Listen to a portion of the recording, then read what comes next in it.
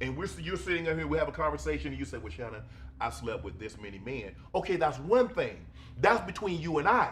But to have that conversation, right, and then everybody, Sam, John, and everybody else knows it, that's a whole different ball game, Brittany. Yeah, that's the part I don't understand. Why willingly divulge the stuff? You know what I'm saying? Some things are just kind of better left to yourself or played it close to the chest. So just to openly divulge all this stuff, I think she wrote a book. I think this is some info that came out in her book, but I never understood this point. That's fine with me. I mean, I feel that. But see, that's selfish because all you're thinking about is you. What about him? He's got to be with you. He has got to be with me? No, what I'm saying. He has the privilege to be with me. Okay. Because you know how many women you've slept with? Yeah, he laughed that shit off like, yeah, okay. Brett, do you know how many women you've slept with? Yes or no? I'm doing the interview. Do you know how many women you slept with? Yes. Double digits? Triple digits. Oh, Lord. Here we go, Simba. Look, you know Unc got triple digits. Easy. Easy. I wouldn't be shocked if he's got 4 digits up on the board. As a professional athlete, Hall of Famer. The man's in amazing shape he's 50 and he's still in amazing shape. You know what I'm saying? He's in better shape than some 20-year-olds. So you know he's knocking it back. To this day, bro's out here knocking cervixes out of order. You know what I'm saying? In this position. Brittany. Double or triple? Brittany, I'm the interviewer. You are the interviewer. I can't ask any questions? You can ask questions. Okay, so when you have your podcast, invite me on and you and I'll have this conversation, okay? Now, back to our originally normal scheduled program. You do understand that a man pride his woman to know, look, I don't have any problem, you know, 3 bodies, 4 bodies, 5 bodies, 10 bodies. That's what you did before me. Now what? Boom TSS boom TSS boom TSS boom TSS boom TSS boom TSS boom TSS what? Boom TSS boom TSS boom TSS boom TSS. What is it supposed to be? TSS boom. You failed on that one. Yeah, I mean, you know, I'm pretty lenient because I've kind of, you know, lawyers, doctors, exotic dancers, yeah. So hey, that was a L text to speech right there. you love what you love what you love. Wow. But no refunds. But it's a high bar to hurdle if she makes things that she's done public. I think you understand what I'm saying. Let me recap what Unc's saying here. Basically, why put it out there? Because you're basically making it harder for a man to take you seriously, because for us as men, like most of us, and I would argue that a man's man values his image and his name. And when you pick a woman to be with you, she's a reflection of you.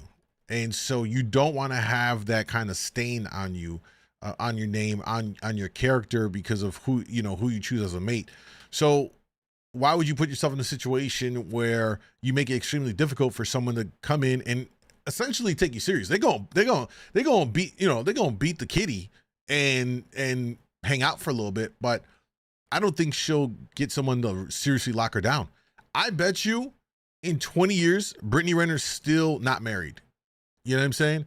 Probably doesn't even have like a real long-term relationship. She'll get in some situations that might last 6 months, a year, but I just think those are glorified flings, because I don't see a man gonna lock her down for real.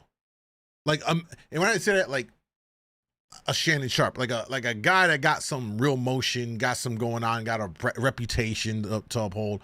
I don't see it happening. So what Unc's talking about here is you set yourself up, basically. And Brittany's response is like, I don't care, it's the truth. Yeah, but like, you also don't have to tell the truth to everybody, bro. It's, you know what I'm saying? Certain things are not people's business. I believe that the average person is below average. So the average man is most likely not going to.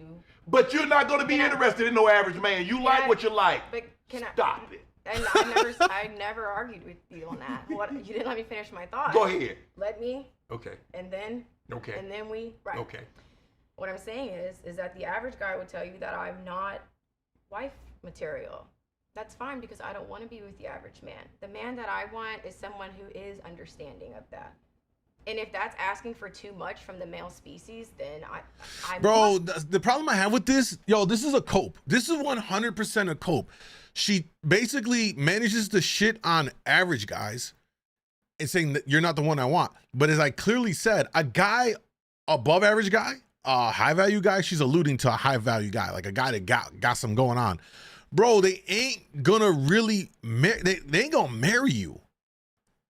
You know what I'm saying? They just gonna hook up with her and just, you know what I'm saying, have a fling, and then they'll end up splitting. You know what I'm saying? Everything she's saying right now is all cope. Be better off alone then. I don't think I'm asking for the impossible. You literally just said that exotic dancers, lawyers, whoever, you love who you love. Right. Who you're drawn to is who Right. you're drawn to. The average person is not gonna want to make that jump. And that's okay. Because I'm not talking to them. I don't need anybody average. I'm not average. There's nothing about my mentality that's average. I don't carry myself as average. I don't look average. I'm not mundane and forgettable. Just like these other Bro, she is, she's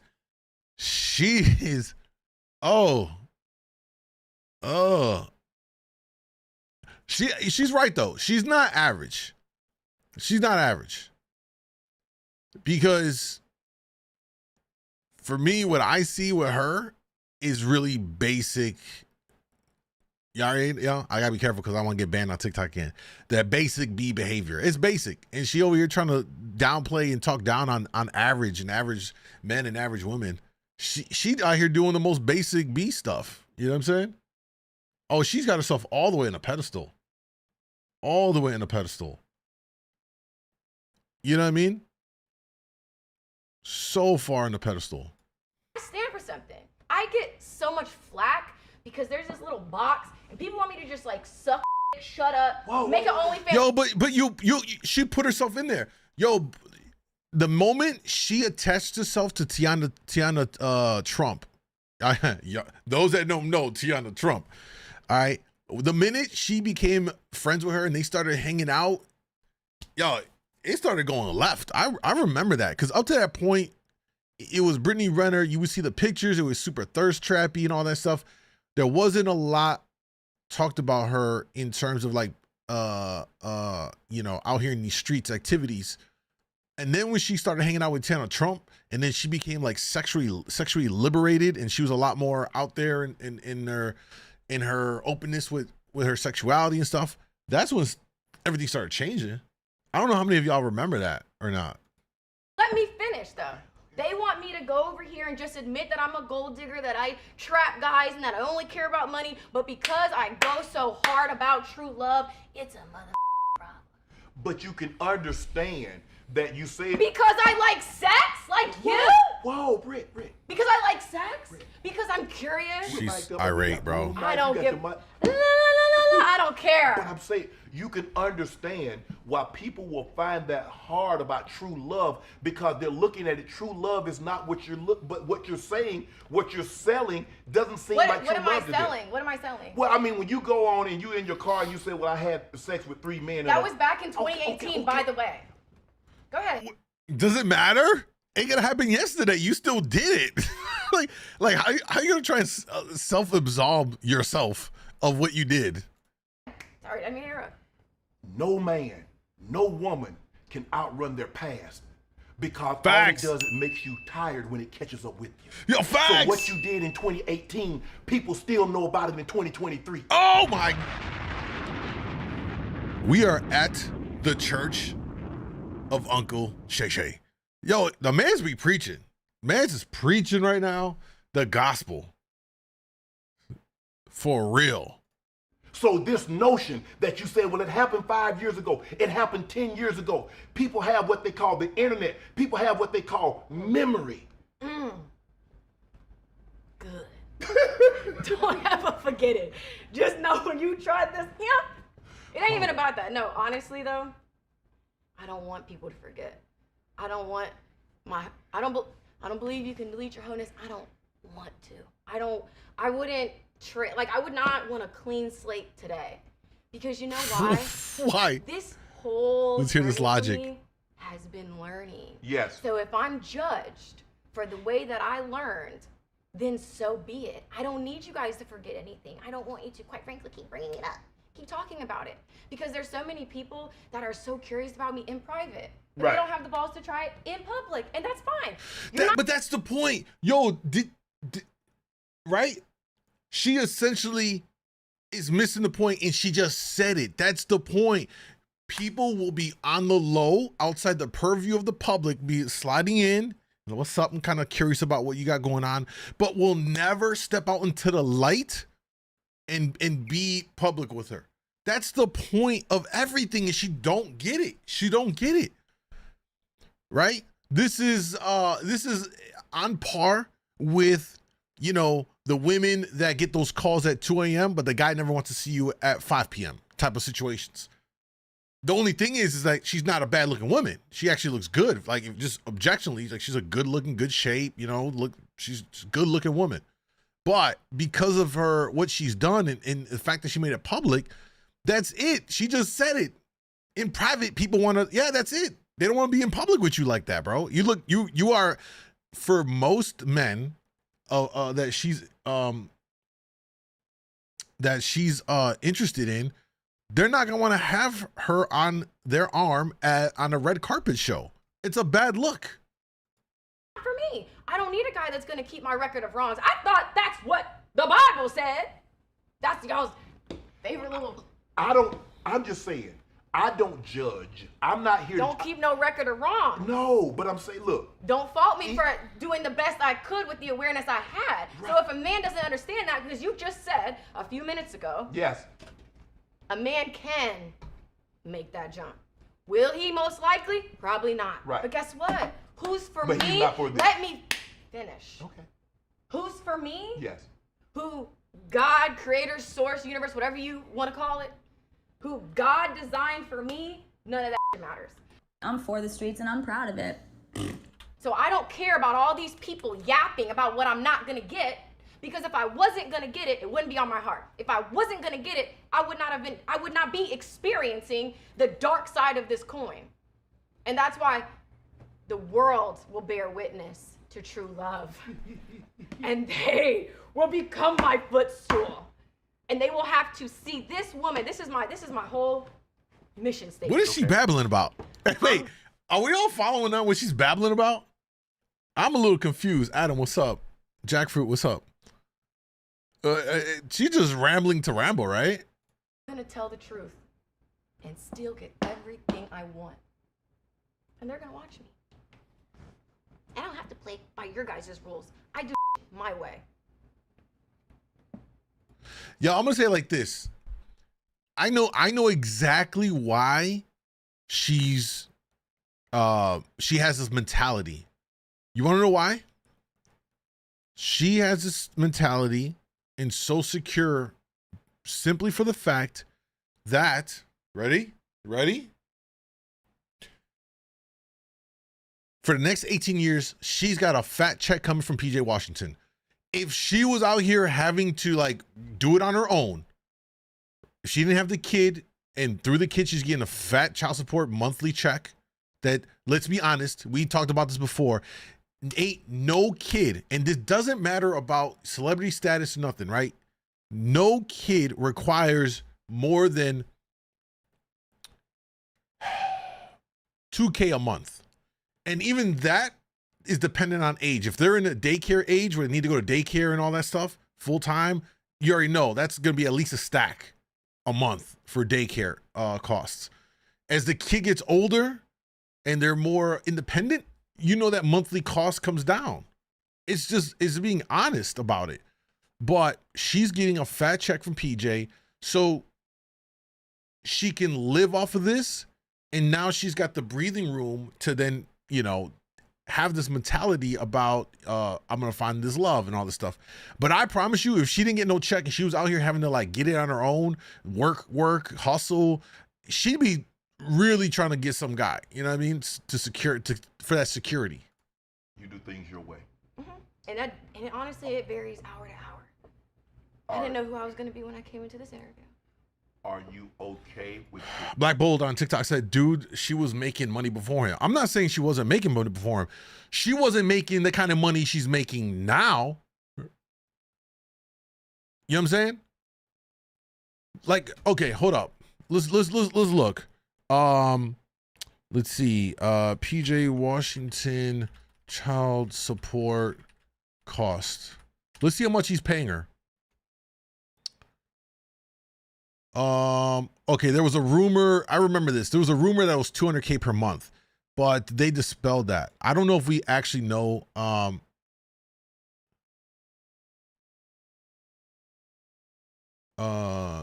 This ain't right. There's no way she gets $2,500 a month. That's cap. 100% cap. Every other celebrity we see in these cases gets way more than that. I don't know, unless somebody can find definitive information here. The only thing that comes up in the search is when that rumor was that he was paying her $200K a month, which is absurd. There's no way I think that's even real. No way. But she's probably like, bro, I wouldn't be surprised she's getting at least 10 bands a month. At least. Way it's played out thus far? Absolutely. I'm at peace with it. There's nothing I could have done differently. I'm not in Oh, there's a lot you could have done differently. Stop saying that there's nothing you... Hold on. G said, it's less than 2K. She said it. Bro, ain't no way. Maybe there's a, and I mean, like, it's probably like this. In what world would that make sense when every other celebrity in celebrity status couples, when they split, are paying child support in 5 figures? That don't even make sense. Is it possible? Sure. I very unlikely. Very unlikely. Could have done differently. Stop it. This is the way I was meant to do it. I don't question fate. I accept my fate. I accept my destiny. So if that means that it takes me 10 years for my Mr. Wonderful to come, then that's fine. I'm patient. Nothing. You wouldn't change a thing about the way it's transpired. No. For what? Because here's the thing about regret. If I regret things that happened, then that means I have to erase the awareness that I gained. And I would not trade this awareness. I would not trade going back to when I was 20, 18 years old. I would not trade a clean slate for the wisdom that I have. I have a well of wisdom. That's why when I speak, people are captivated. Why I've been called to so many different platforms. Who's the last couple guests you've had on here? Stephen A, D Wade, Tabitha Brown. Who else we had, CJ?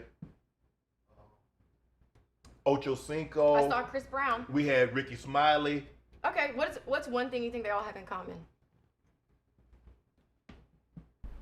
They're great at what they do. Yes. You great so at where do I fit in? You great at what I'm just supposed to be some Instagram stuff, and here I am talking to Shannon Sharp. You gotta listen to me. So you great at what you do? I certainly am. Because there's a lot of beautiful women. There's a lot of beautiful women that have better bodies than me, prettier faces, whatever type of features you think are attractive. But then you have little petite old me, who just can't stop and shut up. Oh my God. And here I am on Club Shay Shay, Club Shay Shay, Club Shay Shay. Woo! Yeah, I respect her for owning that shit. I respect her for owning it. So you notice how he just kind of laughed, like he's like, I can't even really believe this is real. Let's take a look at this next section of the next clip from the full podcast with Shannon Sharp and Brittany Renner. Let's see what other stuff they talk about here, because they're talking about dating Shaq. Absolutely. What you won't do for love. Absolutely what's on a prenup. Baby, hey, whatever's gonna make you feel better.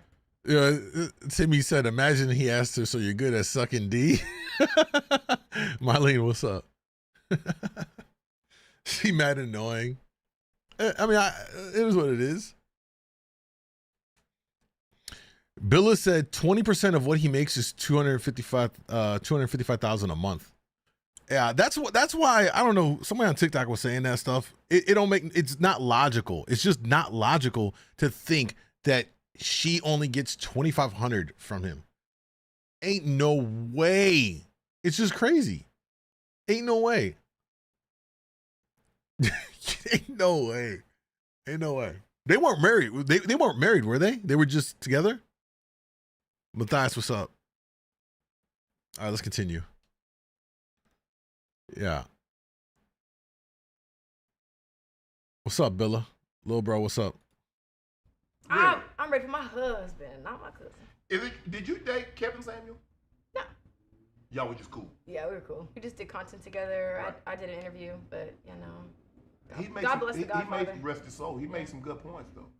I had a great time. He was somebody that when I would have conversations with him, it was really hard to talk to him sometimes. Even the last conversation we had, it's like a little jagged pill.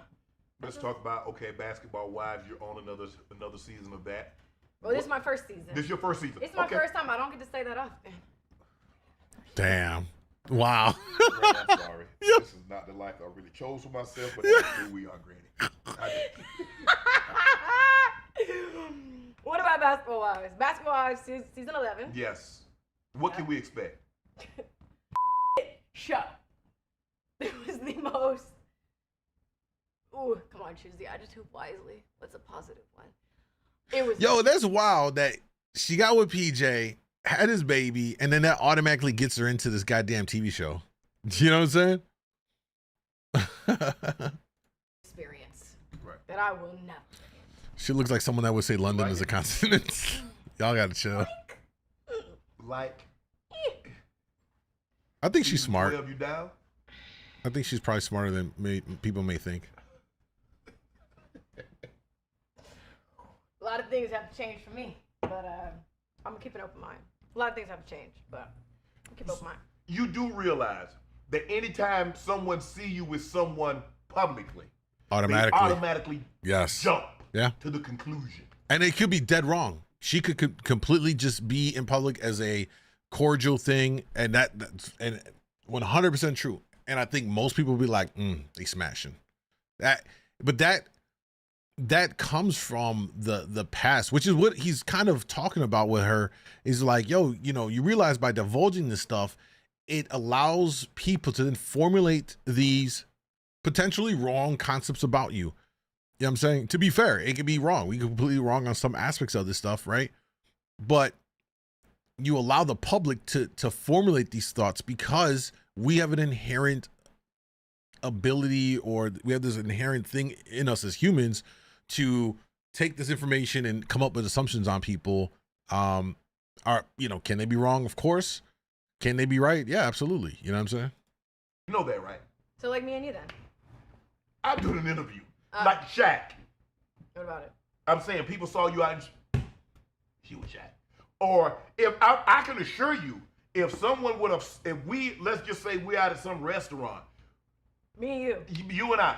What you think? Even if we talking. After this. Even if we just having a conversation. You're somewhere, I'm with my boys, and they see, man, shut up. You know it's gonna be a thing. So you know what comes along with Brittany Renner. You know that anybody that you talk to, there's going to be accusation, innuendos, right, conjecture about what's happening. Okay. You don't, but I think she thrives off of that. Every time she's kind of caught up with someone, I remember that wasn't too long ago, a few months ago, maybe, or something like that, when the photo came out of her walking with Shaq. It's just, for her, it's another way for her to get her name back out in front of the media. And someone said, I think in IG chat, said, what does she do for a living? Yeah, for a while, she was an IG influencer back when IG, before all the reels, when it was all photos and stuff. She grew really popular there. I think she made a living. I could be wrong, but I think she was just making a living off of like Instagram, and I think like hosting events. So she would like travel different cities and make appearances in the clubs and stuff like that, which is what most of the early day IG models would do. They'd be popping on IG, and then promoters would fly them out, right? Yo, Ace, thank you for the gift, bro. promoters will fly them out to whatever city to come make an appearance at that club, and they promote them like, yo, Brittany Renner in the house tonight hosting, whatever. And then they would go there and they would sit. And mind you, I'm in the club watching this. They would come, they wouldn't do no hosting. They'd just sit there. It was just a way for promoters to like finesse the brand equity of that female social media influencer, IG model, and also a way for them to try and smash. Let's keep it a buck. A lot of them promoters would fly them out, and they'd be like some smashing stuff going behind the scenes type stuff. You know what I'm saying? Like, it's a lot. Like, I'm in the industry, so I done seen it all in all of that. So not saying that she did specifically, but just more broadly, that was kind of how it would operate. What she does now, apparently she's gonna be on the next season of Basketball Wives or something like that. So from her having a child with PJ, it opened up a door for her to now get a check from TV show, a reality show, whatever. I mean, you okay with that? I mean, people are entitled to their opinions. If I want to go out for dinner, I'm gonna go out for dinner. I'm just saying, but don't you want to just like be able to go somewhere and people not automatically assume? Hell no. I wouldn't trade this life for nothing. Because I get to skip the line figuratively and literally. So you have to accept the good with the bad. You can't say, hey, I want all these brand deals. I want to be famous. I want to be on TV. But don't take a picture of me when I'm leaving. Don't take a picture of me if I'm out eating. Grow up. It's hot up under these lights. Okay? Not everybody can handle it. But for me, I mean, I love being in front of a camera. I really had a great time filming for Basketball Wives. It just felt so natural, but this is just a part of me. This is what I like to do. So I'm built for it. I don't look at that as whatever. They're allowed to think what they want. People are already gonna assume that. I mean, I don't really believe in like male-female friendships anyways. I don't have a man can't be a friend, can't have a girlfriend. Wait. She's setting herself up right here. She's setting herself up. Y'all, I mean, so I'm just saying, I personally do not have male friends. The only male friend that I have, his name is Jerry, and he's a family friend of ours. Like, his baby mama is my mom's baby daddy's sister. Like, it's family. You know what I mean? So that's the only male friend that I have. Right. By her saying she don't believe in having platonic relationships, which actually it's a dub take, because I don't believe in that shit either, right? This platonic thing it's a fallacy. We talked about this before. That means, why would you be hanging with Shaq? If he's not your friend, then what are you doing with Shaq? Kind of sets it up to look like, you know what I'm saying? You know, well, I don't know if they openly said they were dating or not. Maybe they did. Either way. That's family. I don't. Male friend or male Thank you for the heart, replacement. Man. No, I just think that there's always, for me, my experience, there's just always that lingering undertone. Yeah. And then that's how everything starts as friendship. So it's like, it ain't much to just do a hop, skip, and a jump, and then now, you done fell in the pussy. Like, how did we get here? Yo, I just fall in. Yeah, I don't have male friends. I'm good. Do you want the man to okay, Brittany, I'm picking you up at 7:30, 8 o'clock. We're going here. You want him to plan the date, or are you going to plan or help plan? Yeah, women don't like questions. Don't ask me if I want to go to dinner. Tell me, you know, like, hey, this is what. Well, can they ask, Brittany, what's your favorite food? What do you like? That's fine, but plan it. Yeah, I have no desire to be a man in a relationship with a man. What happened to 50-50? Who said that? All the way. That's what Dwayne said on the last time. Yeah, 50-50. 50-50. That's giving friends. Platonic. 50-50. I mean, no. Dutch. Well. All right, real quick. I got to ask everybody right now here with me. 50-50, yes or no? Is that just straight up answer, yes or no? Is that something that you would believe in and or would do? I'm just curious, kind of like what people's thoughts are. Vega, what's up, bro?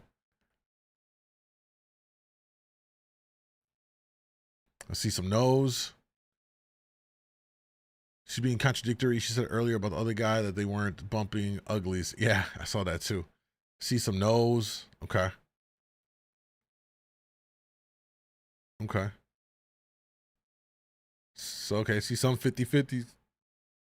See some more no's. Hell nah. Okay. Most say no. Okay. We got one for 50-50, and that's from a woman. She said, okay.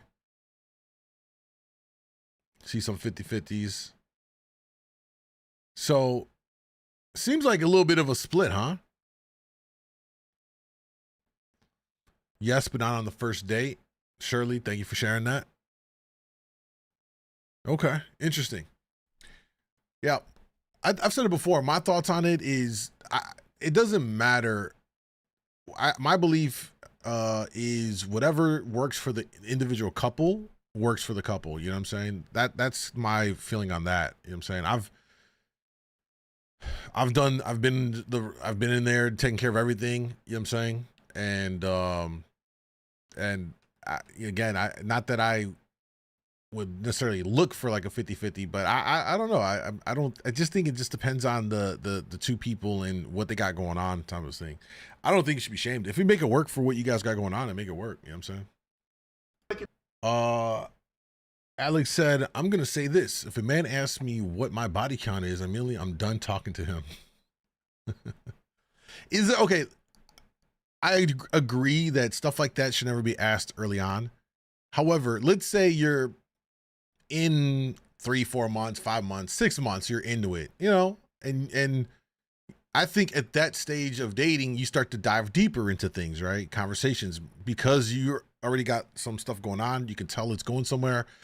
I think that in those time periods, it starts to open the conversation up about finances. What do you guys, you know, like how much debt do you got? What are we doing here? You know, these are all important things. You can't shy away from it. At that point, is it a little bit more, are you a little more open to that? Or is it just something that you want to hide and never want to answer? Men too, when there's a feeling or a sense that if you go 50-50, it then relinquishes your sense of urgency as the leader in the relationship, that then things can be a lot more questioned. It can be more combative, you know, and I think in talking from other guys that are like, nah, hell no. Cause basically if it's 50-50, then she gonna be way more vocal about things. And you know, I get what they're saying. I get what they're saying. I also think it can be interpreted as like, oh, I'm going to pay for it, also shut up and just follow me kind of thing. And I don't necessarily think it's meant to be that either. So I can see how both sides can view that as like either a good thing or a bad thing. You know, some women are like, nah, you know what? I do want to put in 50 because I want to have a say at the table. You know, I want to be able to have a voice in certain things and such. And so I get it. I've had those conversations and just from these streams from women that would chime in and share that. Oh, she's about to say some stuff that probably she shouldn't say. You know, here it is. We're watching it in real time. She's just like, nah, I'm just gonna say it. Like, bro, like you don't have to divulge. Just because it's the truth don't mean you got to divulge everything. This is what gets her. This is what gets her in these situations. But someone said it earlier. I think she thrives off it. She thrives on it, and it's done purposefully. It's part of her shtick. You know what I mean? Women have a voice even with zero. They think they're the only girl that exists. I'm not sure what you mean by that. A thing where she just picked a bad guy. You know what I mean? Like we gotta take responsibility for who we choose to date, man. Like, I don't know.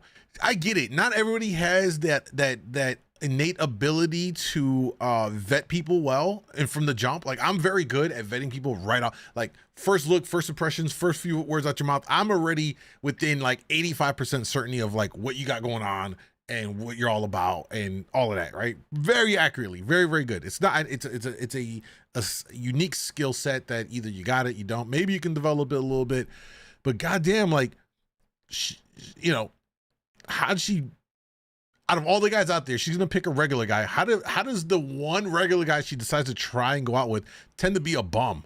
Like, what is it? Just bad, you know, bad selection ability or something? It's kind of weird. That's just very weird. She's not normal herself. She should be judging a regular dude. Yeah, I'll jump back in a bit. All right, Katie, sounds good. That's the end of that video. Let's move along. I'm done with her. I'm done with her. All right. Yo. Hello. Let's talk about TikTok sweetheart, Bobbi Althoff. I don't know if y'all saw this, but she was getting cooked on Twitter over the weekend when the clip surfaced of her latest podcast episode with Offset from Migos and all that stuff. And all Black Twitter was talking about was how Offset cooked her ass. Like cooked her for real.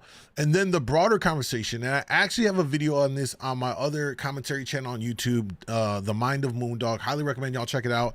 It's where I talk about, commentate on all these different things in a more structured format. And one of the videos I did some weeks ago was about Bobbi Althoff and how she's a culture vulture. And specifically the point and the issue I have with her is everything that she's doing off the backs of hip hop culture, Black culture. And this is from a woman. If you go down her TikTok, and I deep dove it in the video, so I don't want to recap the whole video. If you want to check it all out and see what I'm talking about, go to my YouTube channel, again, The Mind of MoonDawg. But she started off as a mommy TikToker, a mommy/wife TikToker. And then all of a sudden, she's doing podcasts with some of the biggest names in hip hop. Drake, Lil Yachty, Offset.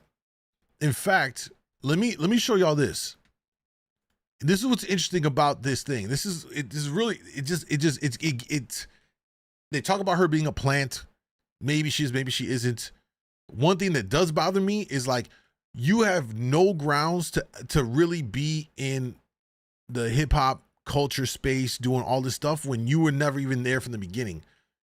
You know what I'm saying? And she's just trying to get in and get the views off of it because she knows, or is getting people from these communities to talk about her. So it's gassing her up. So she's coming up off these people. She's got right now, 8, 9, 10, 11. She's got 11 podcasts up. 8 of these are with people of color. That's over 87%. If I did the math correctly, over 85% of her podcasts are with people from hip hop and people of color. The other interesting thing is if you go to her TikTok page, she has some of her earliest podcast episodes. She had two different women, white women that she did it with. Those interviews and those full podcasts are nowhere to be seen. She took them down. She didn't even have them up here. You know what I'm saying? So she got no women in this. And you look here, it's very easy to see. Funny Marco, Armani White, Yachty, Tyga, J Balvin, Shaq. Charlie Puth is like the outlier along with Mark Cuban and then Rick Glassman. Those are the 3 outliers. Jason Derulo and an Offset. Bro, this is the most culture vulture shit I've seen in a long time. And it gotta be called out. I'm gonna keep it a buck. I gotta keep it a buck. So let's take a look at some of this stuff here and let's see her get cooked by Offset. By the way, it's funny to me that, well, I think it's dope. Let me say it's not funny to me. I think it's dope that so many people through this, if there's one kind of good thing that came out of this, is a lot of people actually saw how cool Offset is. So like my time at radio, let me see what Migos, we done did like, I don't know, 3 or 4 different interviews. So I interviewed Migos when they first like came on the scene. And when they first came out, most artists, when they first come out, super awkward, very, very quiet. They're just, it's a new experience for them. So they're very much like in their shells. But yeah, each time to come to the station and stuff like that, we kick it or like we have, we then go to the club after that. Oh, Offset got mad. Like he got a great personality. Like, he the kind of person you want to kick it with and you gonna have a good time. He just funny as shit. So it was dope to see that people get to see that side because not many people knew that, like, yo, Offset he actually mad funny. Hi. Can you introduce yourself today? Hi, I'm Offset. Hey, 3, what's What's up? your real name? Definitely. Lens, thank you. What did your parents name you after? I changed it. So it's your real name now? Yeah. Like on your license, if you showed me right now, it says Offset. I don't carry a license. Oh, you don't drive? I do. Does someone else carry the license for you? You ask a lot of questions, you the feds. Magic, thank you for the gift. Just an interview. Please don't do that. Yes, ma'am. Thank you. It's Hey a- guys, I just want to interrupt you for 1 second to apologize because I forgot to post Offset's video. I don't know if you guys noticed, but just forgot. I was too busy though on my phone canceling subscriptions. But I don't have to do that anymore because I just found out about Rocket Money. Rocket Money is without further ado. Let's get back to Offset roasting me. I like your shoes. Boots, but they're hard. Do you not call boots shoes? Boots and shoes is just two different. No, they're like boots falls under the category of shoes. It's 2023. We don't do that. You don't do what? That was technical. That was called- real technical. You don't get technical? No. What's up, Lost? I like your jeans though, the little rips. Thank you. Cool. Are you making fun of me? No, I like them. It doesn't feel genuine. What makes you feel genuine? I don't know. Just after you sat there and said we don't do that anymore, and then you comment on my pants, it just felt like maybe. I mean, we don't do the shoe and boot thing that you. Yeah, I about, know. but I do like the denim. Yeah, it just felt like you were criticizing me, and then you switched. So Definitely not But gonna thank you. criticize. kind of, you were trying to make me feel stupid. Emotional. I am emotional. Very. I didn't do anything. I'm Just for context, for those of you that have no clue who Bobbi Althoff is, her whole shtick is being awkward and doing that persona. It's a persona she's putting on. It's in the vein of like a Zach Galifianakis Between Two Ferns, maybe less on the It's in that realm of satirical. She comes up with this character that's like you see what she is, and she does that. But what's interesting now is that like what Offset did here is now that everyone's seen what she's doing in this podcast, he's basically going in on her to try and like get her to break character and all of that. So Thank you for your apology. I don't accept it. Do you have any tattoos? Do I have what? Tattoos. Do you have any tattoos? Cool. I do. Where? I have one on my back, and I actually just got one on my arm. On your what? My back. Do you not have a back? You kind of said Bach. What's that? Like Mm. Maybach? It was kind of Maybach-ish.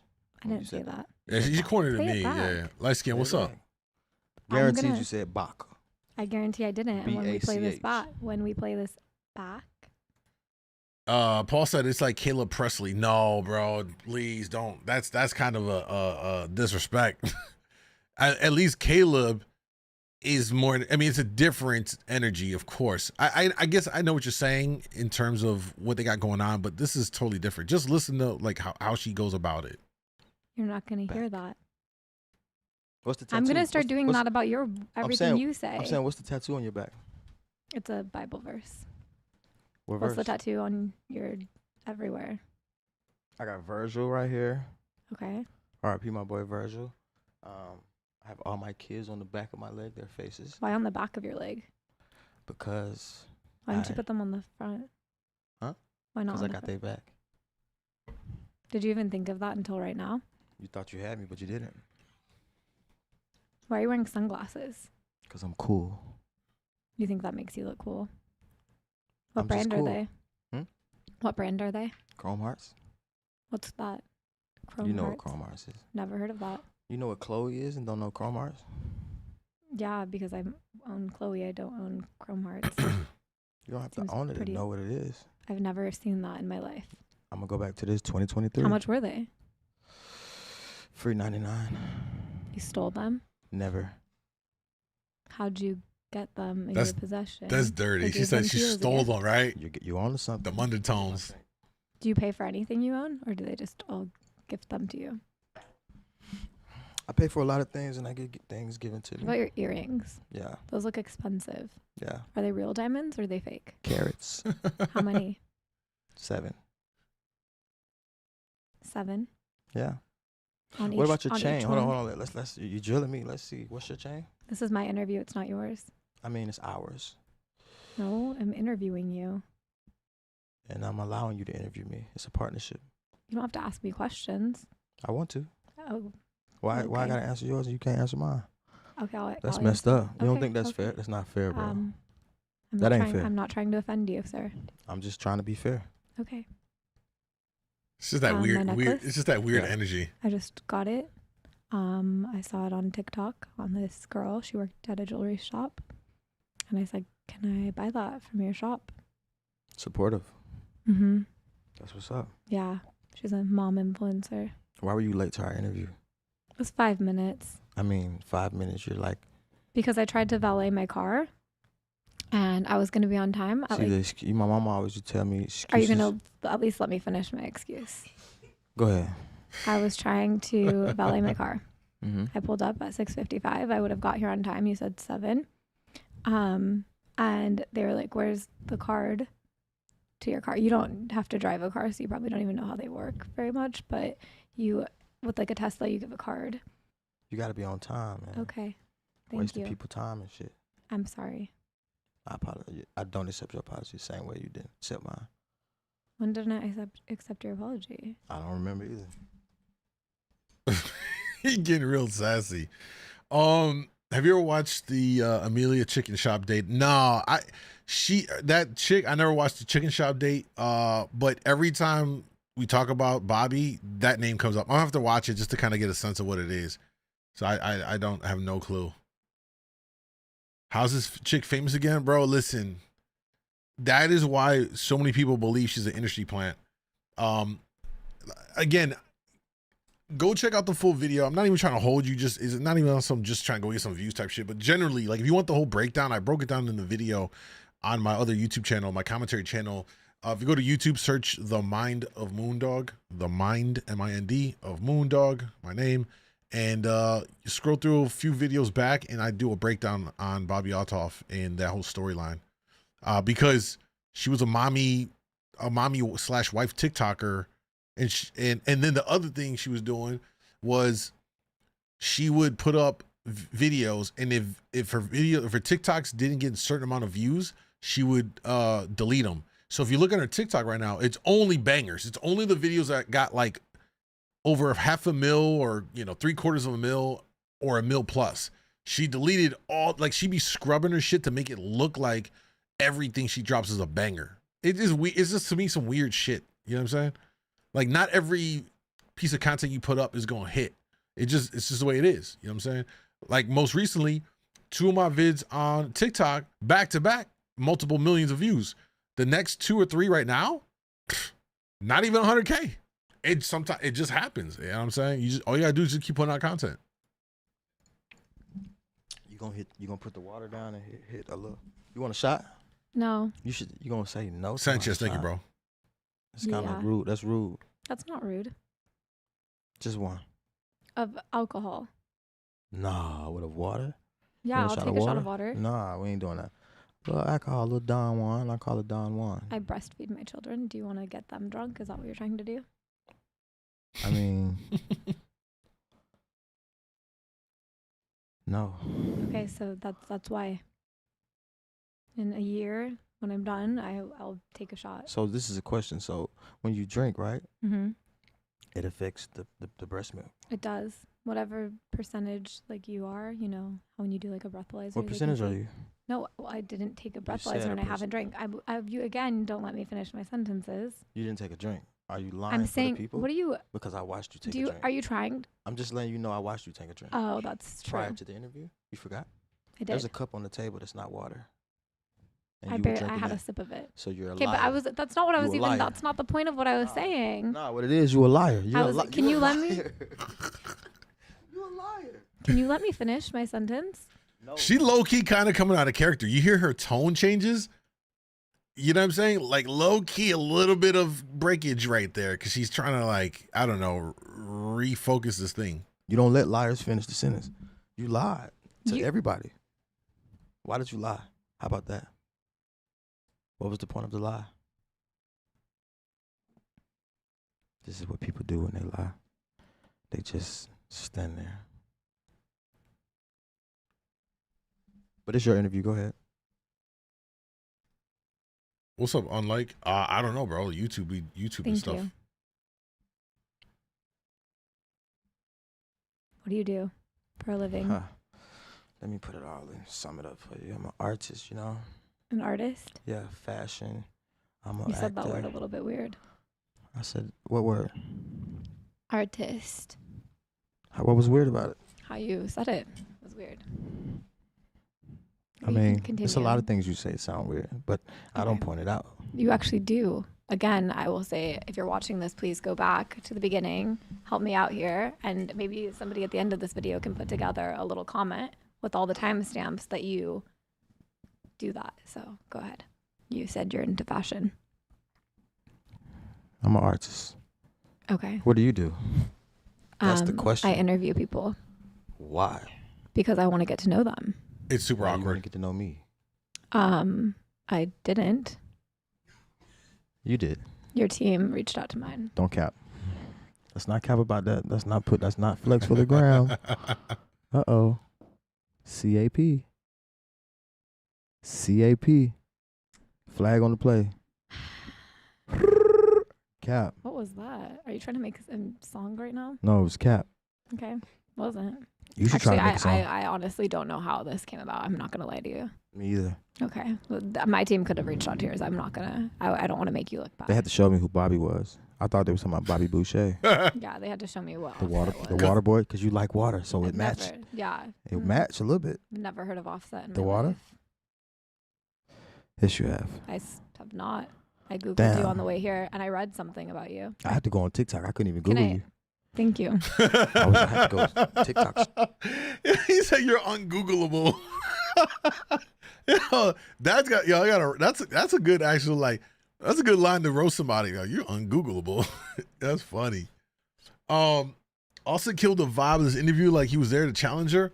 That's the whole point of it all. I think perhaps a theory here is he's well aware of who Bobbi is. She done interview Yachty and Drake. He knows what's up. He sees that. He's like, oh, I'm down to do this. I'm gonna cook her ass. I think this is naturally what's gonna happen is people are gonna try to push and get her to break character. So yeah, he was cooking her ass. Search. I couldn't Google you. Google's not there yet. You're not there yet. But you'll be there.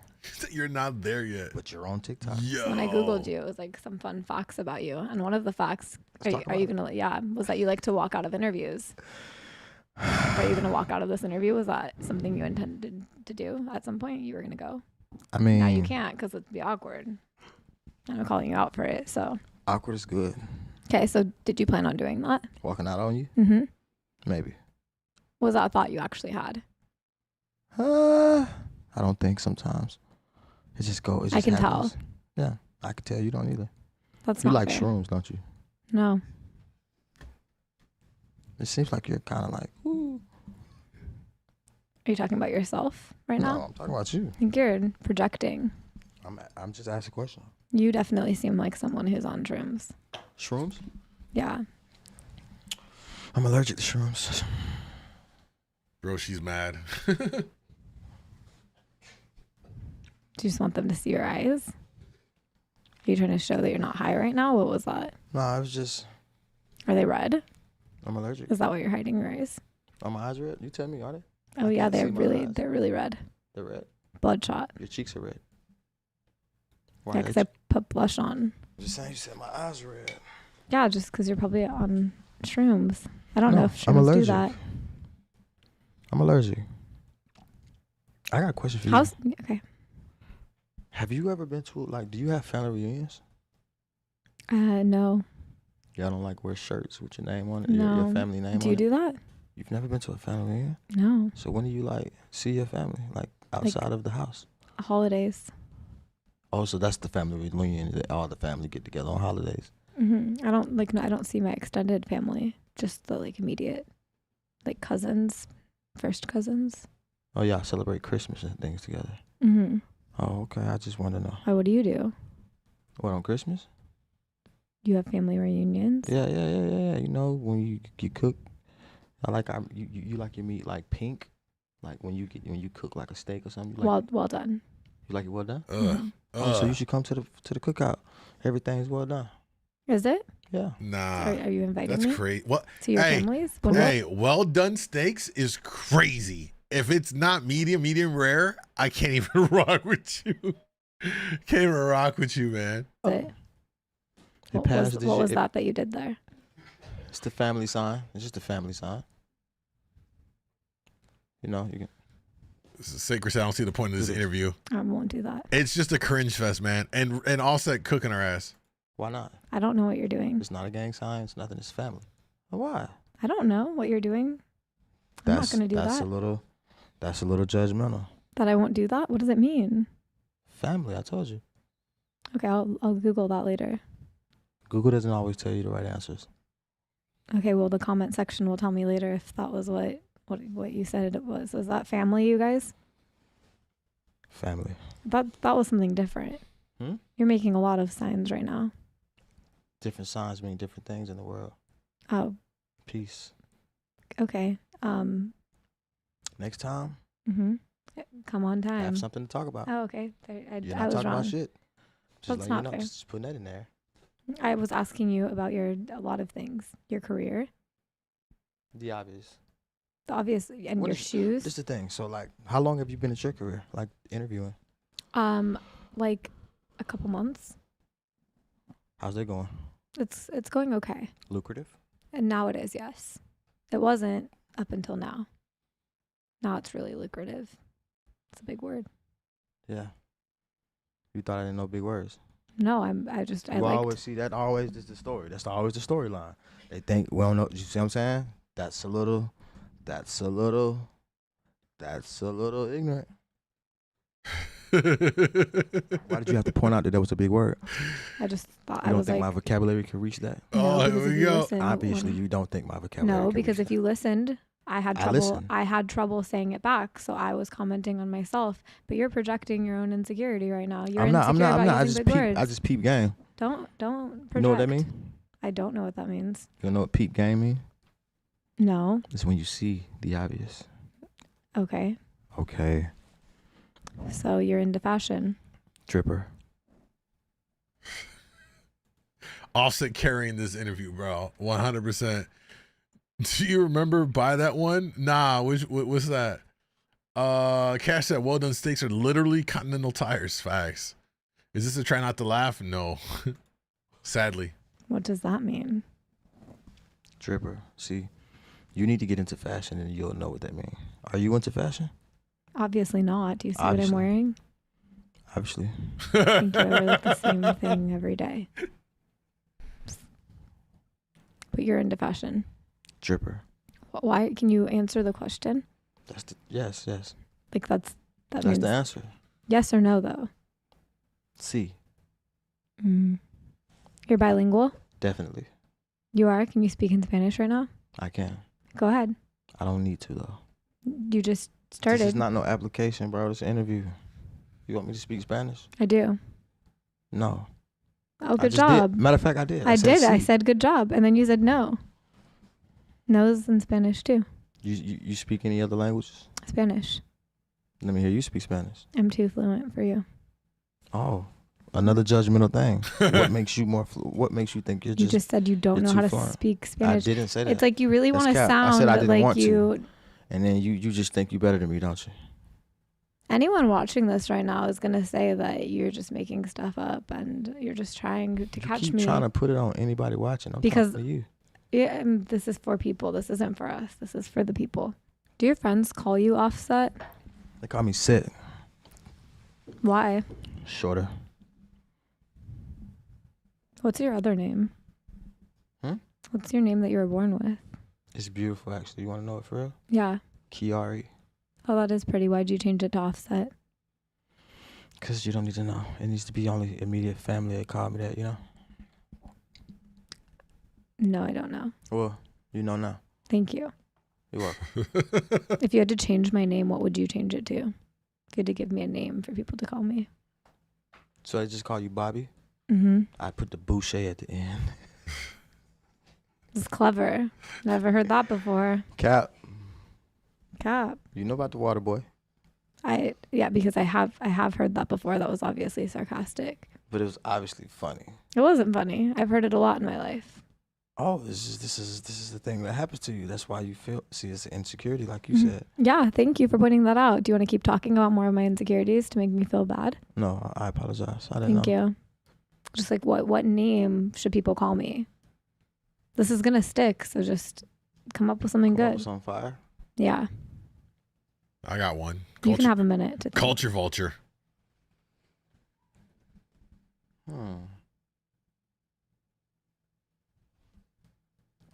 Don't worry, y'all. We're not gonna watch the whole thing. I can't even stomach it.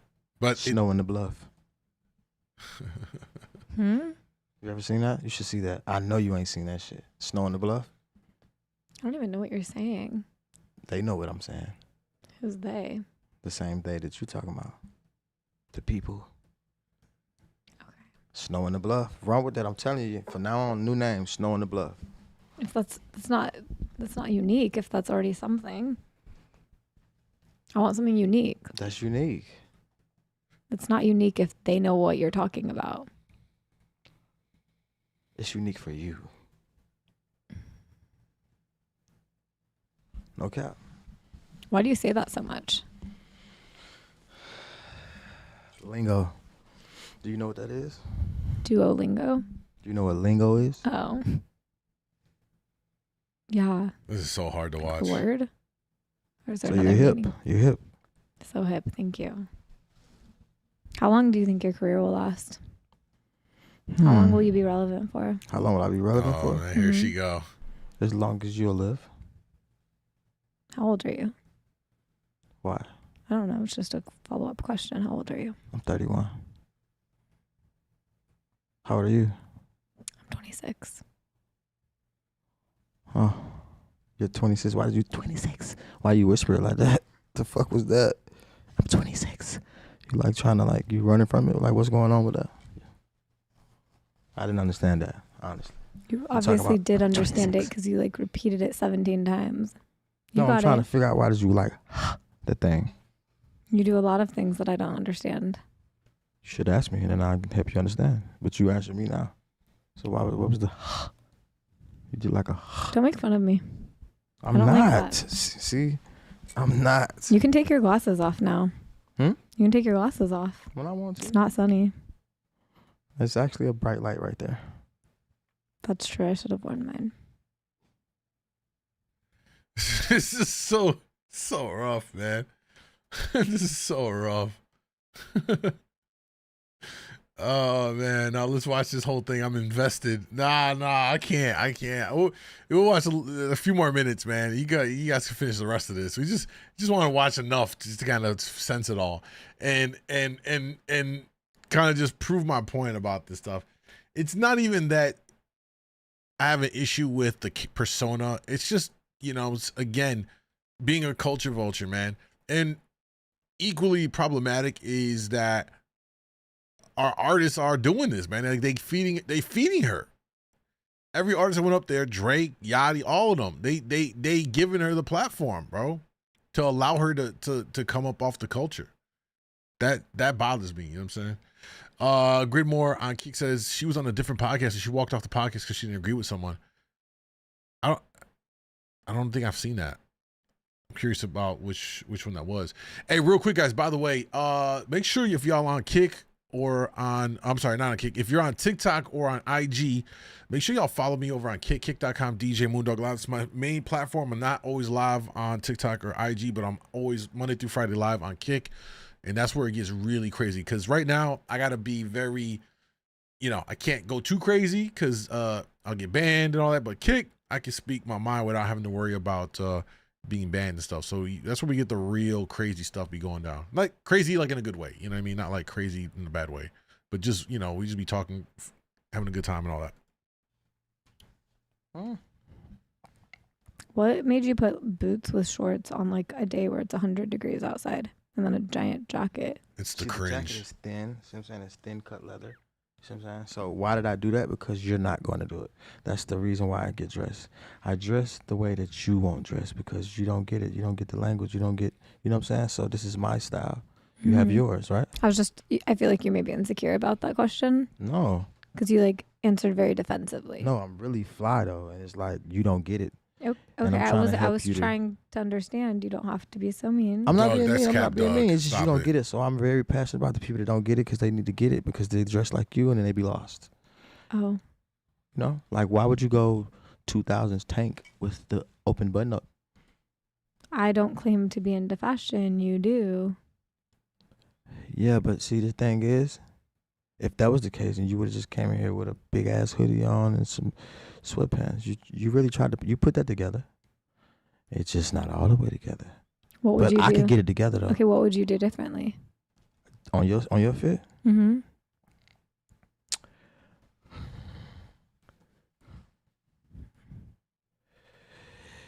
Definitely would put a little moisturizer down there, and then I would definitely have. Cooking her. I wouldn't go tan. Yo, you see she's trying to break character? Tan shoe, just because that's the obvious. So it's a little hot outside, and you talked about heat, right? Like with my boots, you have on long jeans with a tank and then another long sleeve shirt. You try to roll it up for heat purposes, right? Mm-hmm. Yeah, it's giving 36-year-old mom, you're 26. You see what I'm saying? So you should stay down there and not up there. You feel me? Mm-hmm. Yeah. Now that part right there is what that part was one of the parts I saw going viral on Twitter that everybody was talking about. when it comes to boots and shorts, right? Uh-huh. See, the thing is it's the cut of the outfit what makes certain things stand out. You see how that stood out to you? So when I'm walking down the street, if you like it or not, you're going to be like, damn, he got on the Balenciaga boots. You with the like to Karl stand shorts. out? Of You like course. attention? I like to stand out. I don't want to be like you and everyone else. Yeah. Yeah, I did like That's you. cool to be like, right? Mm-hmm. I just What's up? Thanks for making me laugh every time I see your reels smile. Yo, big shout out to goddamn Sacred MF for that. Much love, bro. Appreciate the support. You're a real one, bro. don't want to be. Like me. No, it's not like a thing to You you. just said that. I'm You not said I just don't want to be like you. You make it sound mean. I'm just saying, like, I want to be different. You making me feel like it's a Mhm. bad thing. To be Love, bro. different. Thank you. I think it's an amazing thing, which is why I was commenting on your. How many your- times do you ask the same question to people? Until I get the right answer that I'm looking for. I'm just saying, like, you should switch up the questions for different people that you interview. When have you ever heard me ask someone if they liked fashion? Exactly. When did I say that was the question that you asked people? What question are Assumptions. you referring to? You just jumping to assumptions. You just jumped to never answering my questions. What was the question? I don't remember anymore. Shrooms. Why is there a happy face on your knee?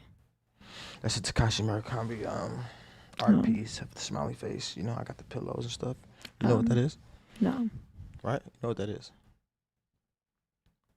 You didn't tell me what your back tattoo was. I told you what it was. What was it? A Bible verse. That's the only tattoo you got? No, I have a picture of my daughters right there. She full of shit, bro. There's no way. Do you need chapstick or something? Do I need chopsticks? Chapstick, like for your lips, you're just like touching them. Kind of. What's so funny? That was some funny shit right there. What part? That part. So, do you think our kids could be friends?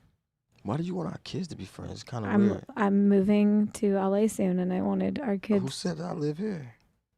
You're giving stalker vibes, man.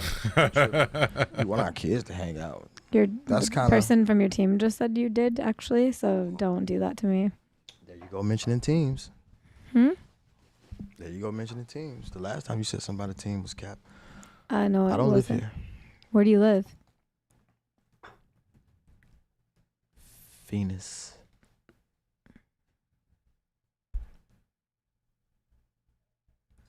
Why can't you answer anything, like honestly?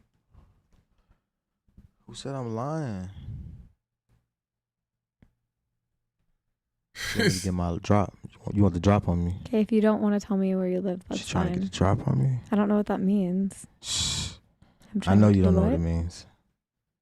I'm trying to do Trying to what? get my location. Why'd you say Is it that like better? that? How do you do that voice so well? Because I'm listening to you. I'm an artist. I can hear and then I go your way. I don't want to talk anymore. Why not? It's so random. Guess what? So What? random. You talked. I got your ass. He's so dumb. Can you sing a song right now? Can you pay me? The face she gives him, it's just You That's wanted to be on here. the character voice face. You wanted to be on my podcast. Why you keep saying that cap ass shit, man?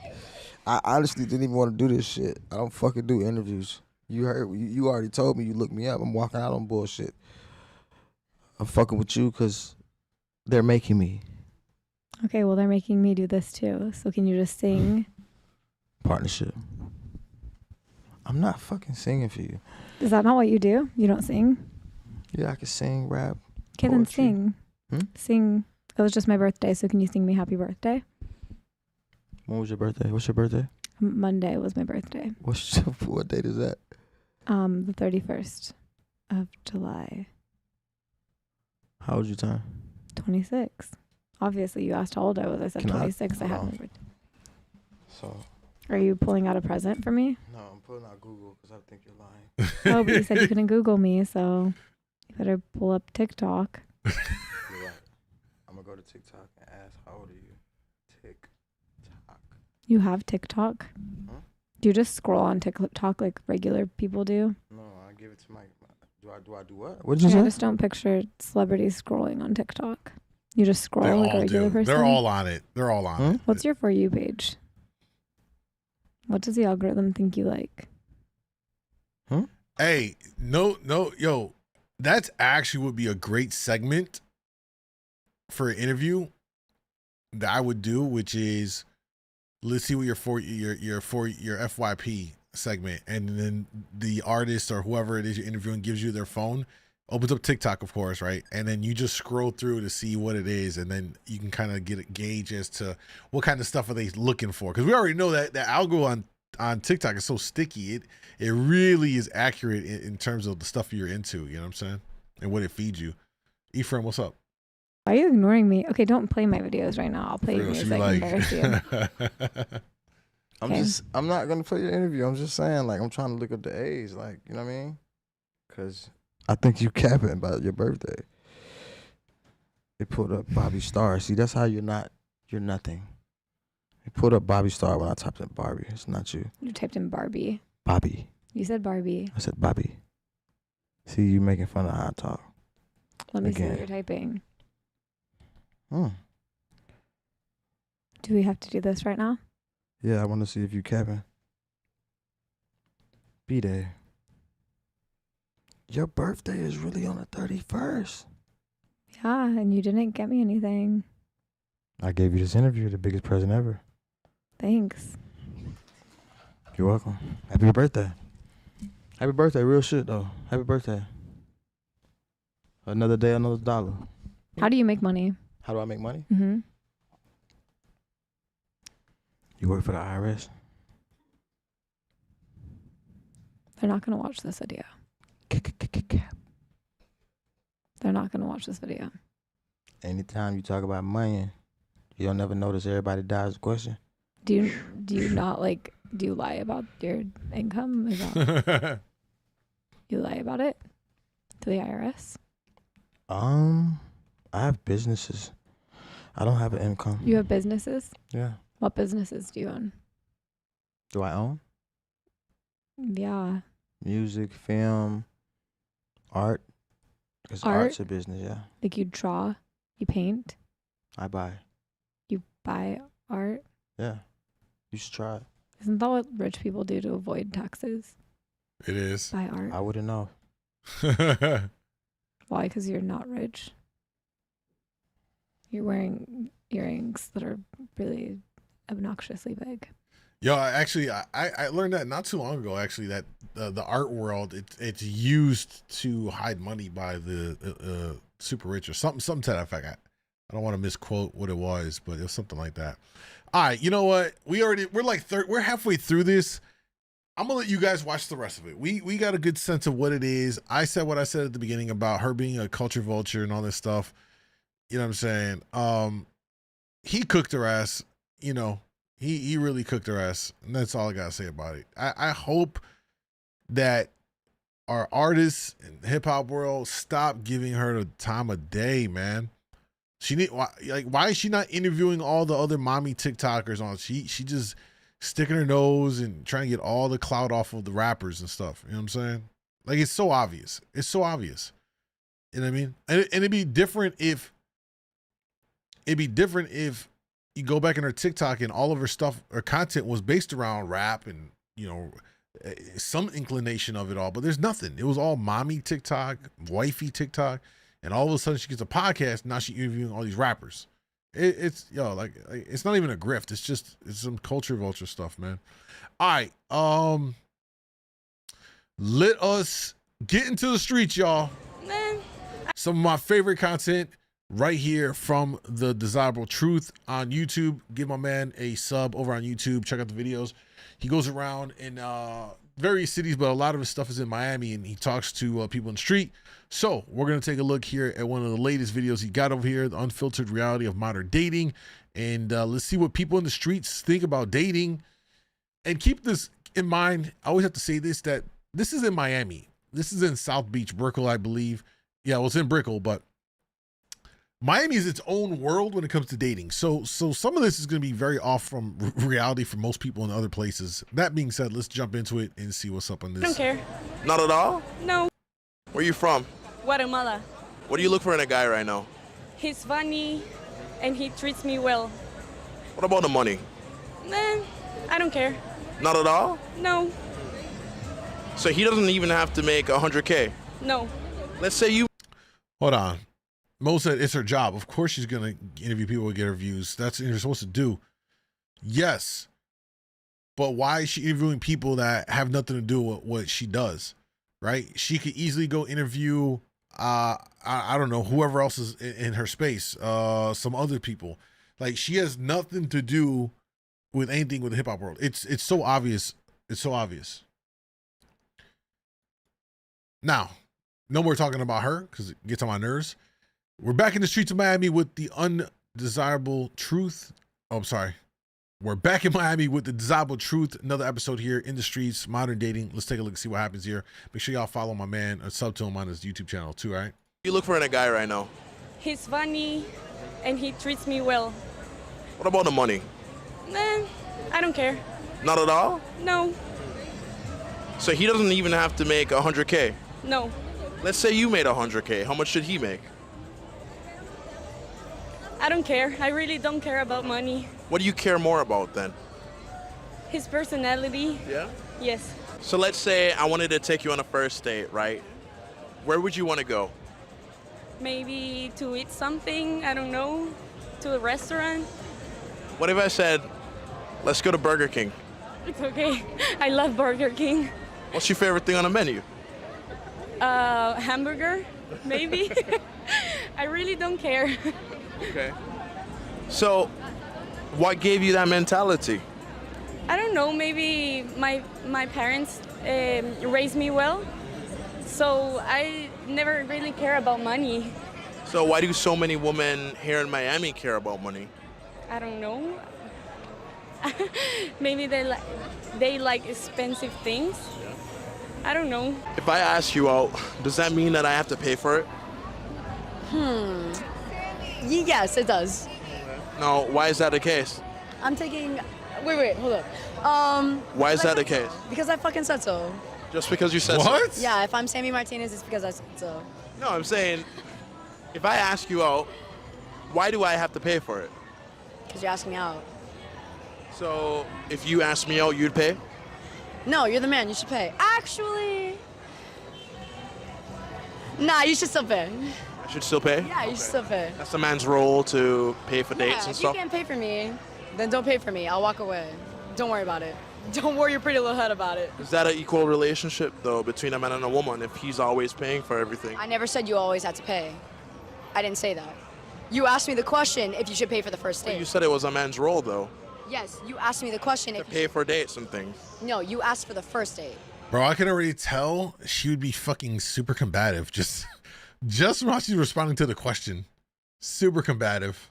Well, we spoke about the first date, and then I said, hey, do you think it's the man's job to pay for most of the dates and everything? You didn't explicitly say that. Have you ever been with a man where you've paid for more dates than he has for you? Yes, I have.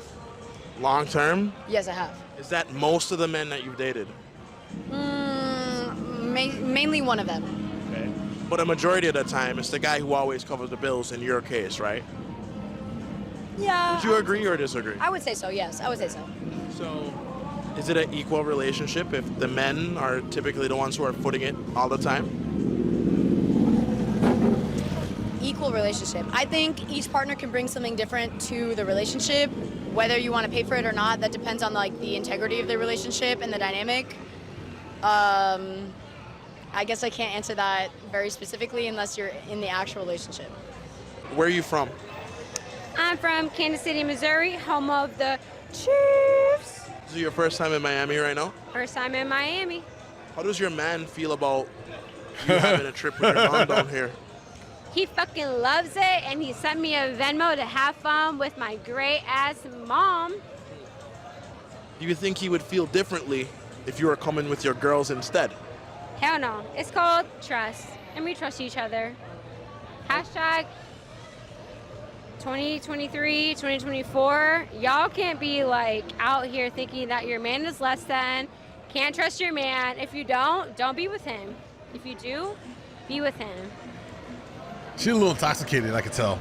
So even if you wanted to do a girls trip, he wouldn't care?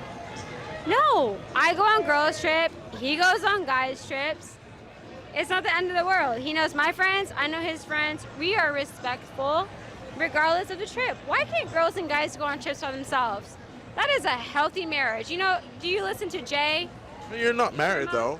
I mean, relationships. You listen to Jay? Jay Shetty? Yeah, Jay Yeah. Shetty. He's like, it's very important to have time with your girls, time with your guys, times together, and times one-on-one. Hold on, I ain't gonna hold you though. Hold up. Yo, the graphics on this car right here is kind of crazy. Sorry, I got distracted. No, the graphics on that, like that looks kind of lit. I know it's off subject. I just had to point that out. Gut, what in the world did you take? Wrong pills, I guess. I'm not gonna lie. I will take my chance with a prostate exam. What? Sacred said, if somebody asks somebody out, should they pay right? Here's my take on that. I think it's just a matter of practice that if someone asks the other person, regardless of the gender or whatever, then the presumption is that they're offering to take you out and that they're gonna take care of everything, right? For example, if I ask a woman out, and there's been a few times where I even asked a woman that I had no like sexual interest in. It was just like, yo, I just wanted company. Just come, just hang out, get a free meal with me, and just come hang out, and we'll just talk, whatever else, just because I didn't feel like eating by myself at that point. It was always, if I offer, hey, you want to come through, then I'm gonna take care of that. You know what I'm saying? That's my philosophy with it. Some guys may not have that philosophy, but I think more broadly, the general thought here is if someone asks you out, you're presuming they're going to take care of some stuff, right? They're going to take care of that outing or that evening or whatever it is that they invited you out to. You know what I'm saying? In most cases. Times together and times one-on-one. Ladies. Decals, whatever. We're in this together. Don't let no man put you down. Don't let no man think that you're less than. You are everything that you are to be. What is she rambling about? You can be independent. You can be with somebody. You can be with nobody. But at the end of the day, one thing that my mom always told me, you can support yourself, but you can create a future with another man that will What is this looking ass guy doing? Just looking. Support you and your goals together. How should a man handle his girl being disrespectful to him? How should a man handle being disrespectful to a woman? Girl, don't be disrespectful to your man. If you're being disrespectful to your man, it's because he's not treating you right. Good men will treat you right. Good men will buy you flowers. Good men will buy you trips. Good men will buy you outfits, buy you drinks, buy you food. Like at the Everything that she said is all materialistic shit. You notice that? Oh, let me run that back. Maybe make sure I didn't miss anything. Good men will buy you flowers. Good men will buy you trips. Good men will buy you outfits, buy you drinks, buy you food. Like at the end of the day, you're gonna look good and you're gonna be happy standing next. Not one thing she mentioned had anything to do with like anything other than materialistic stuff. No need for me to expand on that. To him.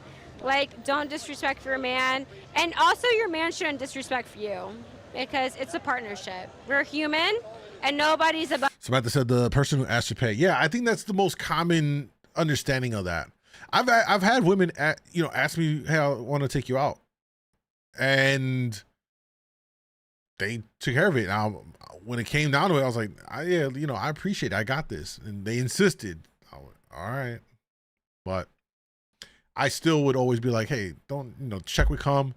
It's like, hey, I appreciate it. Don't trip. I enjoyed the evening. Let me take care of it. And they're like, no. I invited you. It's totally fine. Like, all right.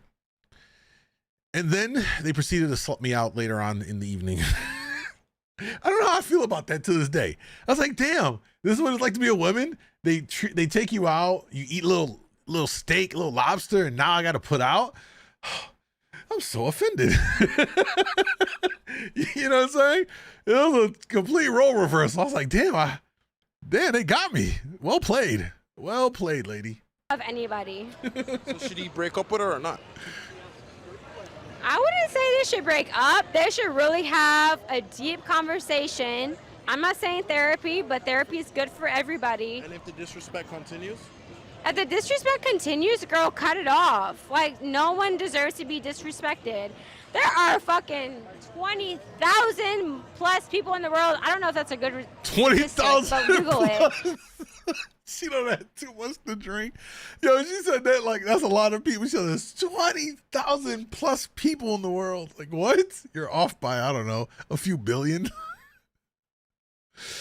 Hey, sidebar. Hey, I just want to point this out because I saw this meme and I actually see it. So shorty right here, you look at her dress. She got like the little, what's that little area? It's not the fupa, right? It's not really the fupa. It's like that little bit of that lower belly fat. They just be, can I just say, like, that shit, like, is sexy, you know what I'm saying? Like, in a way, like that little, you know what I'm saying? When you got her, pinned back and you put that pressure, you grab on it. I just want to throw it out there. She got a little bit of that, I don't know what it's called. I know guys know what I'm talking about. Guys, right? Y'all with me on that? When she got a little bit of the little pouch, I guess. I don't know what it's really called.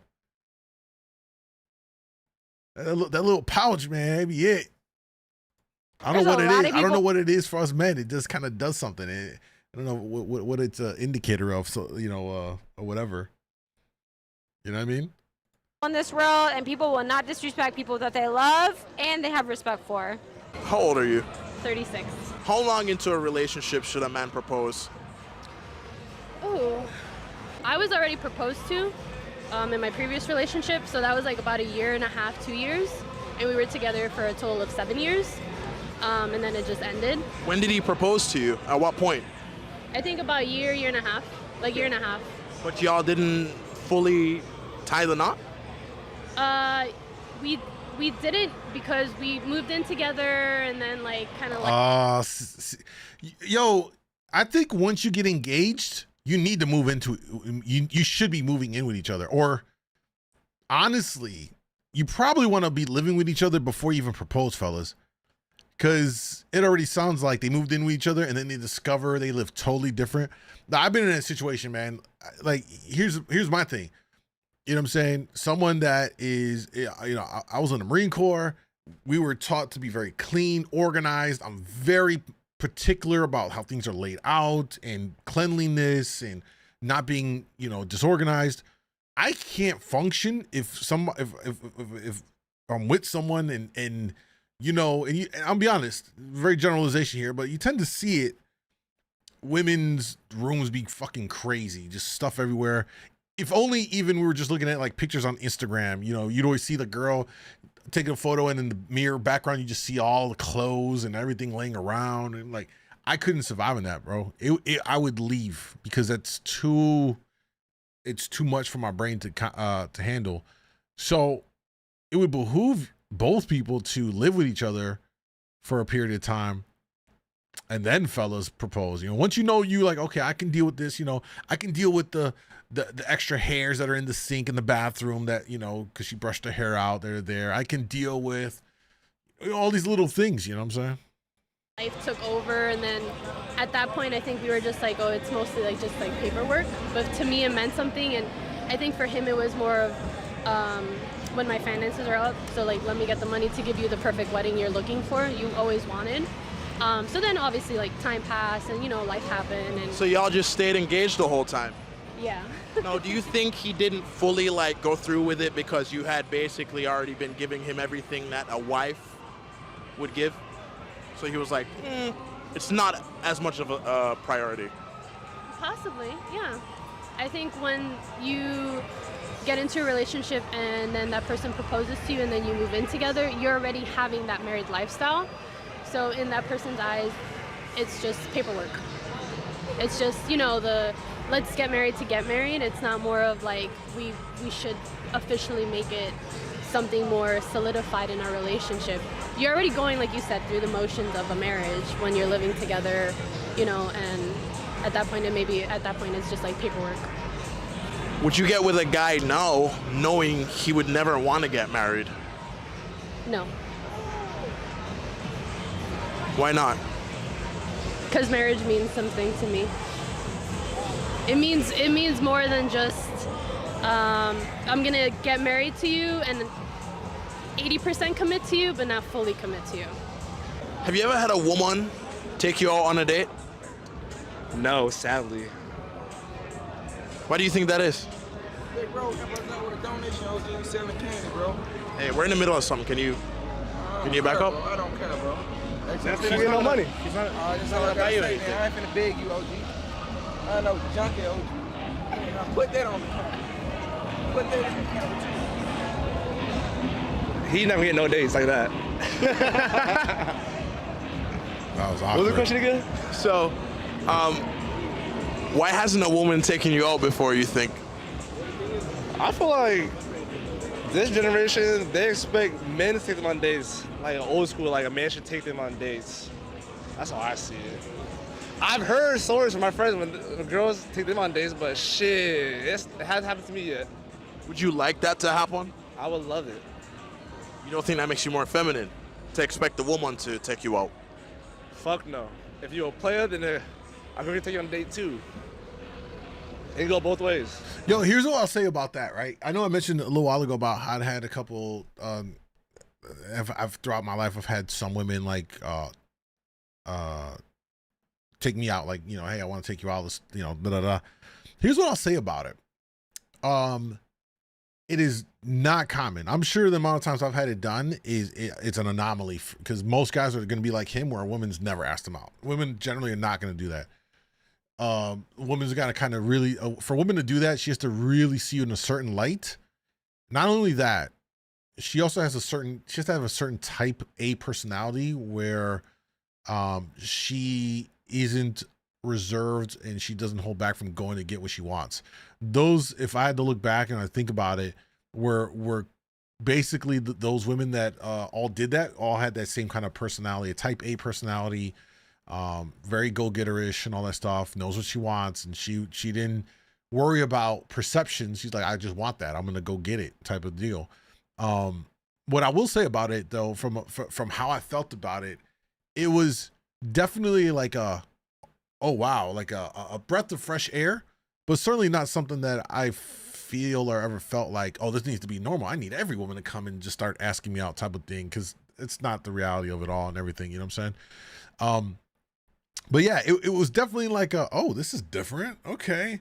And it actually was a bit of a turn on when a woman can actually, and this is like free game to the women here, if you can convey to the guy that you like, that you actually are into him, that you're actually want something to happen, that's big, man. That really goes and really hits us different when the woman displays and shows or can display that like she's into you just as much. You know what I'm saying? That doesn't inherently mean that you got to go and take him out, but it's just like showing him, right, as you're out, giving him your full attention, touching him, you know what I mean, like touching the guy, going up underneath his arms or whatever, like all those little indicators really go a long way in saying to a guy like, oh, she really rock with me, like she really into me. I think sometimes women can be kind of timid and reserved about that and not really displaying that level of interest, even though they might feel like it on the inside, but like they won't like show it all the way. And so guys don't really kind of know, and they're like, damn, she's kind of messing with me. I mean, she's going out with me. I know she's like, seems to be enjoying it, but she's not really like, you know, doing what I would think she's doing if she's really into me, which again, it can be simple things. Like a big one is very simple. Like put your phone down and just give the guy attention and talk back to him and actually converse. Like that physical touch, stuff like that can go a long way. So you want your woman to make more or less than you? I would like her to make more than me. That'd be cool. You want her to make more too? Yeah, if you have a partner, like that'd be cool to make more than you. Like if it is what it is, if that's the case. But do you think most women want to make more than their men, or they want it all the way around? I feel like as a person, as an individual, you would want to make money. I feel like the standards of the male should make more money than the woman is like kind of old. How old are you? I'm 36.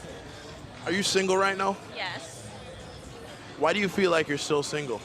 I don't settle. I'm very independent and I have high values, and I don't date just to date. I have. Okay. Well, I just broke up with someone. I'm usually the one doing the breaking up because I don't date just to date like a lot of girls or a lot of people, and I'm very fine being single and content being alone. What kind of men are you going for? Oh, they say that, but that's not really the move, man. They be saying that shit. That's not really, no. You got flashbacks? I'm most into intelligent people who like having fun, adventurous, love traveling, and are open-minded. Do you feel like men your age want a woman who is as independent as you are right now? Yeah, because I'm independent, and it usually works well that the guy is independent, so we're not codependent, or he's not dependent on me. That doesn't really work out. And income-wise, how much do you expect him to be making at 36? To have a family and raise kids and live comfortably in a city, at least $200K a year. What? And that's what you're bringing to as well, right? Oh, the silence is deafening. Y'all heard that? Look at that. So that's what you bring to the table? Bro, 200K is crazy. You know the percentage of men that make over 200K? It's so small. It's so small. Right now, no. Okay. But that's your expectation? Yeah, bare minimum. Wow. Why is it fair for you to expect him to bring that if that's not what you're bringing currently? Because if I'm having kids, I would do a lot of the extra work, you know, childcare, cleaning, cooking, and it's just a lot of time, and I would take time off work. And so you're down to be a stay-at-home mom, yeah, but I would always still be working, still work a little at least. She like wants her I'm cake down and eat for it too, that. though. Are you single? Yes, Why do you think that is? because, well, I'm not single. I'm dating someone right now, but I think it's because people don't know what I'm worth. Like, What? they don't, I don't know. Why do you say that? Because I have never had a boyfriend before. So you've only been in situationships, Yes. but you're not a virgin. Yes, I am. You are a virgin. So hold on. Oh. Like, why haven't you, done the deed yet? Because I don't think they're worth it too. Are you like waiting for marriage or a boyfriend or what? Marriage. You want to wait till marriage before you have sex? Yes. Okay. I can see why guys are not rocking with it. It's a very complex situation like this where you have a pretty woman, she's a self-proclaimed virgin, and she wants to wait for marriage, which means for guys, you got to go all the way just to even get some box. And a lot of guys are shy away from it. So I understand why she's saying like she had these little situations come up, but nothing really happened, because for most guys, probably once they find out that that's what she's on, it's like, man, like the thought process for guys is, it'd be dope to smash, a virgin type of thing, or whatever. But in reality, like a guy ain't trying to wait that long either. So I think that's why she's in that situation. I applaud her though for doing it. That's her choice. Applaud her. Do you think that that's realistic? Yes, Okay. What gives you that idea? because I can see it in my parents. They wait until marriage. So I don't know. I was raised like that. So the guy you're seeing now, does he know this too? Yes. Do you think he really believes it, or he's just like waiting for the opportunity one night? I think he really believes it. So you could see yourself marrying him now. Maybe, I don't know. So what's the latest you expect to be married then?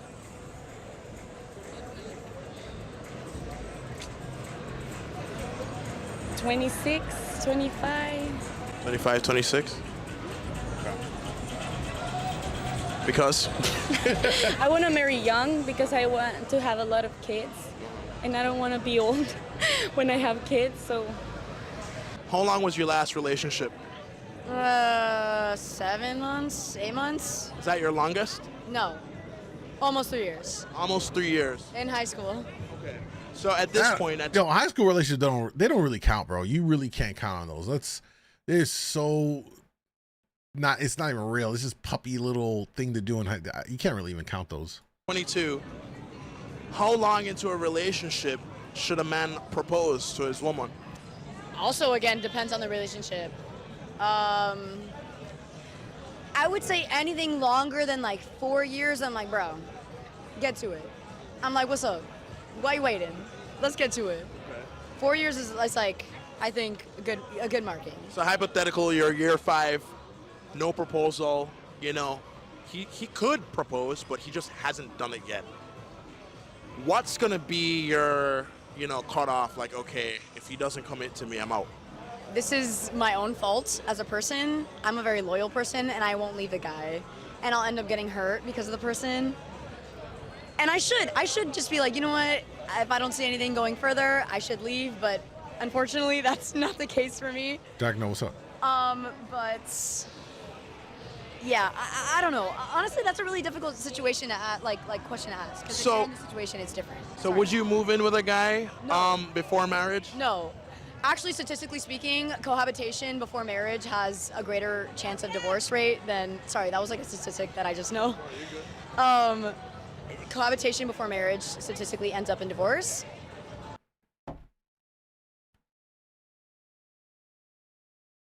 Cohabitation before marriage ends in divorce. Am I missing something with that statement? Or is she just probably misstating that, right? Cohabitation before marriage, I'm just replaying this. Maybe it's a slow Monday and my brain ain't woke up. Leads to divorce, ends in divorce. Hey, I don't, right? Am I tweaking? I know I'm not tweaking. To be honest, all the girls I've met cheated. Really sad. Damn, son. Gives people room to hang themselves. I personally wouldn't. I don't judge people if they do. Do your thing. Fuck it up. But I personally don't think I would. Also, my mom would beat my ass if I did. How long you been in a relationship? I've been in a happily relationship for 2.5 years. Has he put a ring on it yet? No ring, but I bought this ring on Amazon. So, is there a reason why you think he hasn't proposed yet? I think he's scared. What would he be afraid of? Latina. Why wouldn't you be afraid? But do you guys live together? No. I live with my mom. Oh, okay. Does he live at home? He lives by himself in an apartment, but I'm there half time. I got you. So why not just move in with him? No, we don't move in before being engaged. So you need that extra level. Yeah.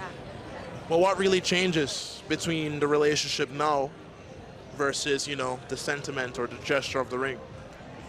A lot of things. You Like? gotta think about finances. You gotta think about the future. You gotta also think about being committed. Not that we're not committed, but you gotta think about those two things. So what's the longest? Think about, you know, the Bible is like, don't move in before marriage. Don't move in, you know, you got to be engaged or married. No sex before marriage? There's sex. That's not what the Bible says, though. Lady secret, thank you, bro. So You can repent. You can repent.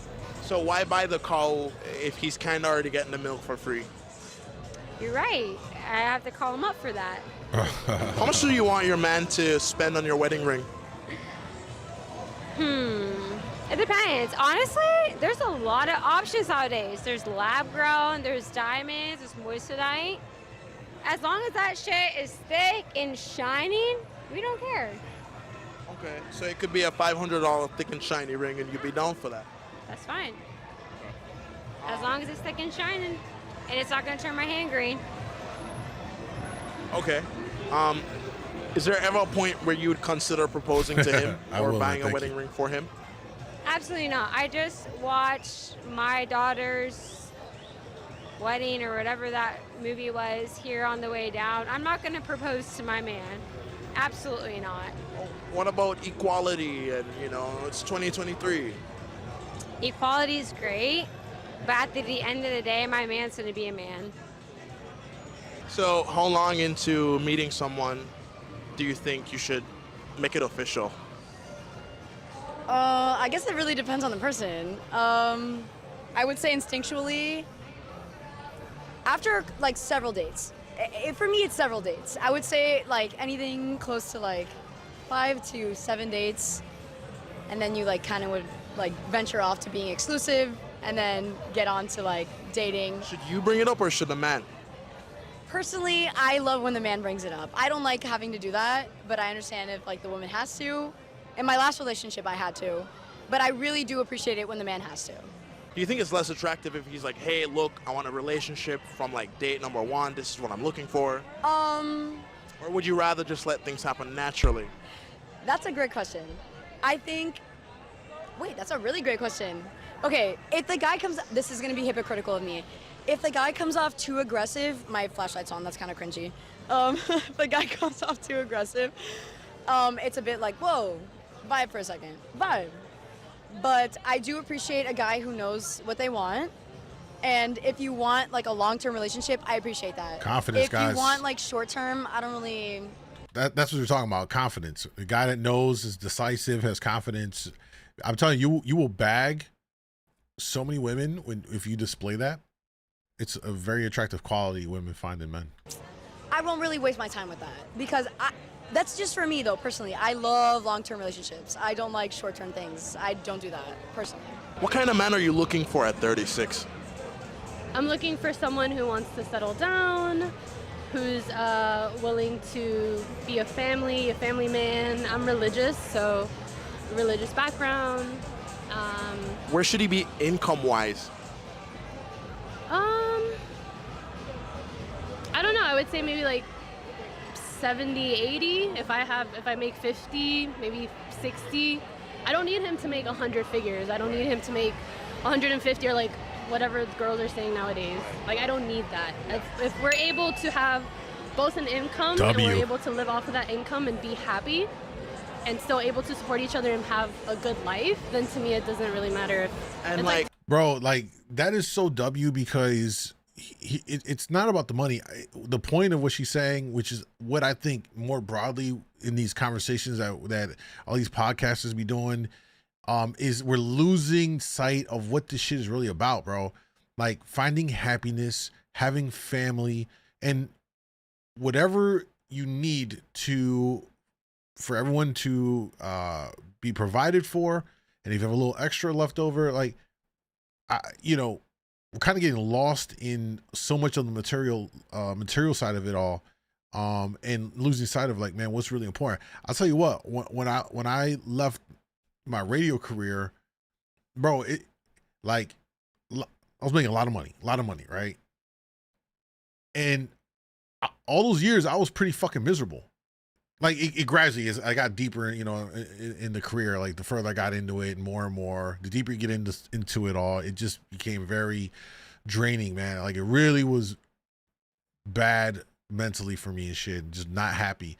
And bro, when I left, like this is the happiest I've been You know what I'm saying? Am I making the same level of bread as I was before? No, but I'm comfortable. I'm good.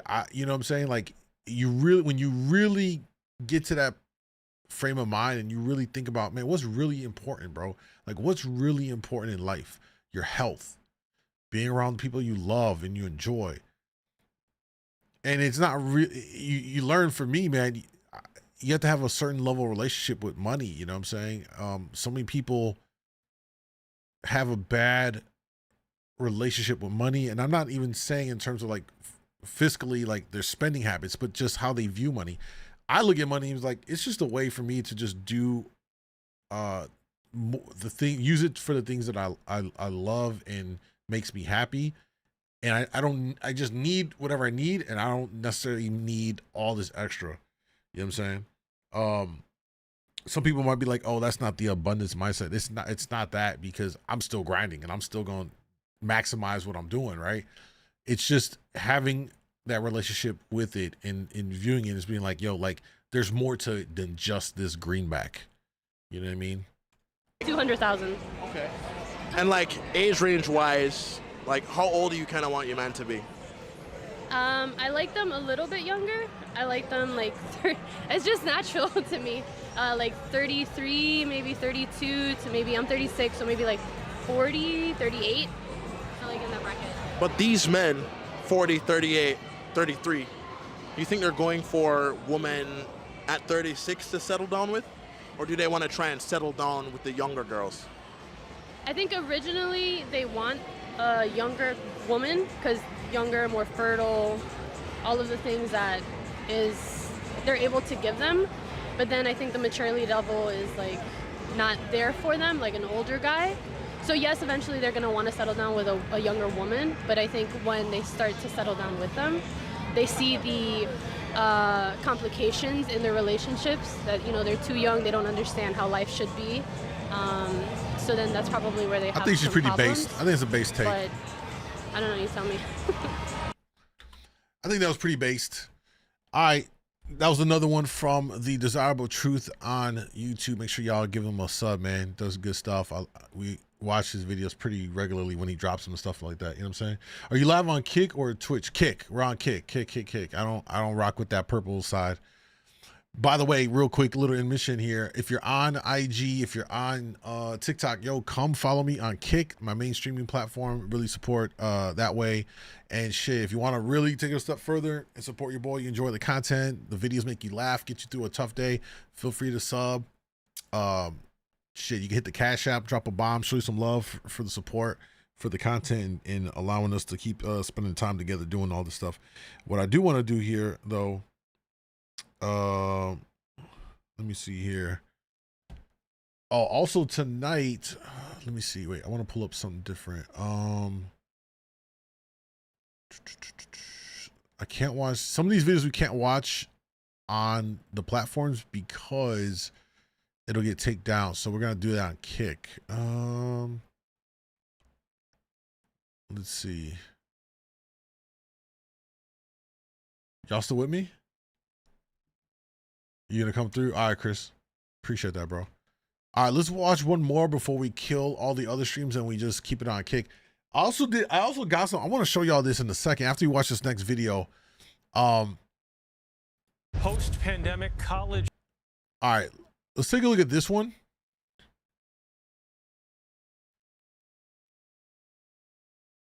Where we at? All right. So, yo, let's take a look at this video from Gen. Yo, this guy makes some incredibly good videos on these wide-ranging topics. Really, really good, man. He's on YouTube. GEN is the channel. Give him a sub. Check them all out. This one is why is public education failing? We already know here in the U.S. how bad the public education system is. Don't even get us started talking about colleges and the astronomical debt that people are starting their adulthood in once they graduate with this massive amounts of debt, which is insane, man. It's insane. So let's take a look at this video and see what well, see what happens. Post-pandemic college enrollment numbers are still on the decline. Is college worth it? The education system is failing Americans. This was actually a problem pre-pandemic. You do not need a college degree. A college degree does not matter. And confidence is at a historic low, with only 36% of Americans expressing a great deal of trust. And so if things aren't fixed, are we screwed? And so to explore the topic, I asked Harvard students, teachers, parents, and even more about the US education system. The current education system is in shambles. Teachers work so much overtime, but they don't even pay you for regular time. When I go into the classroom, everything is political. So you were homeschooled? Yes.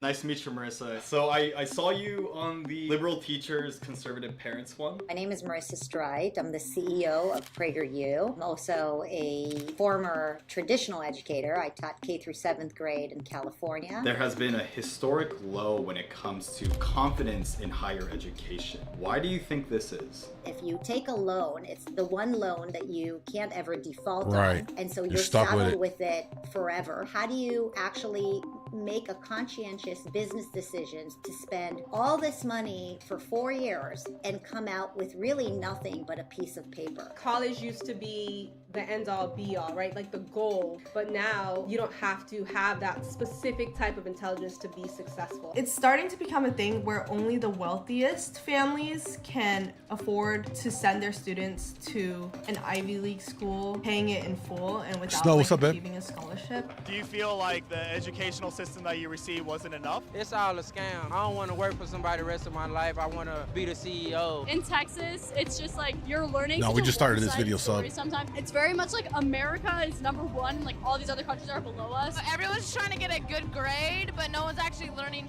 Can you name 3 countries outside of North America? Oh my God. Asia. Maybe 3 countries outside of North America. Hell, I don't know. Yeah, North America, South America.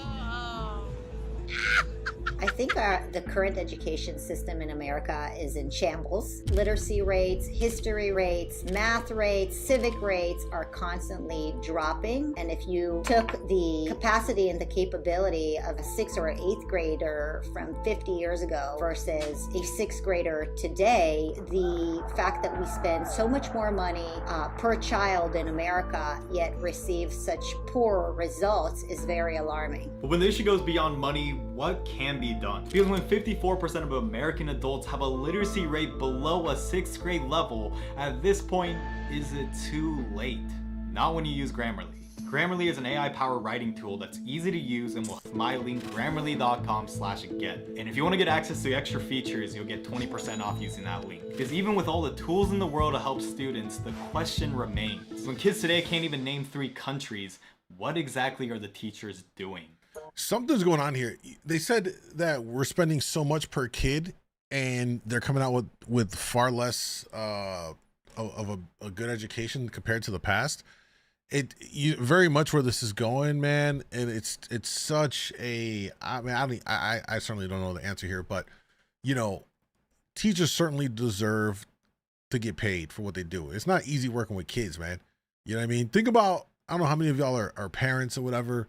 Think about how often you think about, oh God, I finally got my kid off to daycare or to school. I'm free. You know, you love them, but it's a lot of work to be with the child all day long. And yet in our system, we offload a lot of that parenting to the schools and then trust the teachers to, you know, educate them and all this stuff for those 8 hours a day or whatever it may be. So they deserve to get paid. It's not fucking easy. That being said, you know, a lot of these teacher unions and all that stuff, like I can see where a lot of that money's going to for these pensions and whatever else. Like I said, I'm not saying that they don't deserve it. It's just a very complicated thing. You know what I mean? Seems like more of the money's going into some of these other areas. I'm not saying that solely, but maybe not all of it is going to benefit the kids and stuff. You know what I mean? Kids don't pay attention. That's the problem. Is I came from last year. I didn't know any English. Now I have an American accent. Well, welcome. So, some people's level of assimilation is different. You know what I mean? So we are what's called a Title I school. We receive federal funding because a majority of the students are below the poverty line. The home environment is very important when it comes to a child's academic success. I have this expectation that all of these parents are just gonna do whatever the work needs to be done in order to get their child to be successful. However, a lot of these parents don't have time to do that. They're working 12-hour shifts, they're working multiple jobs. They don't want to spend the very small free time that they have going to an elementary school to talk with a teacher about how to improve their child's academic success. They want to spend that precious time with their actual families. 44% of teachers quit after 5 years or something like that. Why do you think there is such a high quitting rate amongst teachers, and what was like your specific reason? The lack of respect for teachers in general. Teachers work so much overtime, but they don't even pay you for regular time. You can't hold the product maker accountable. When the taxis couldn't innovate and adapt fast enough, we started using Uber and Lyft. But we can't see that in education because it's just the lack of support from adults, whether that's administration or parents or society. There are bureaucrats, there is a Department of Education that is holding America back, there is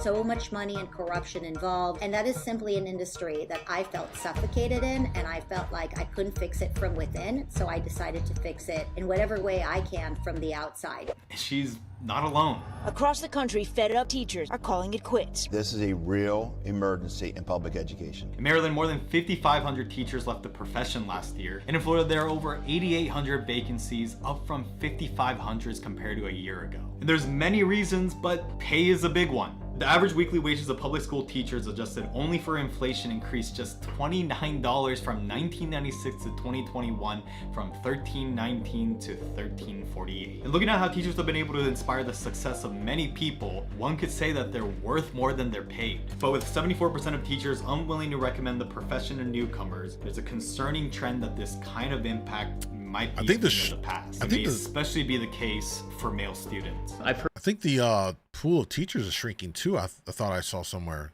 like there's less and less people becoming teachers, which is not good.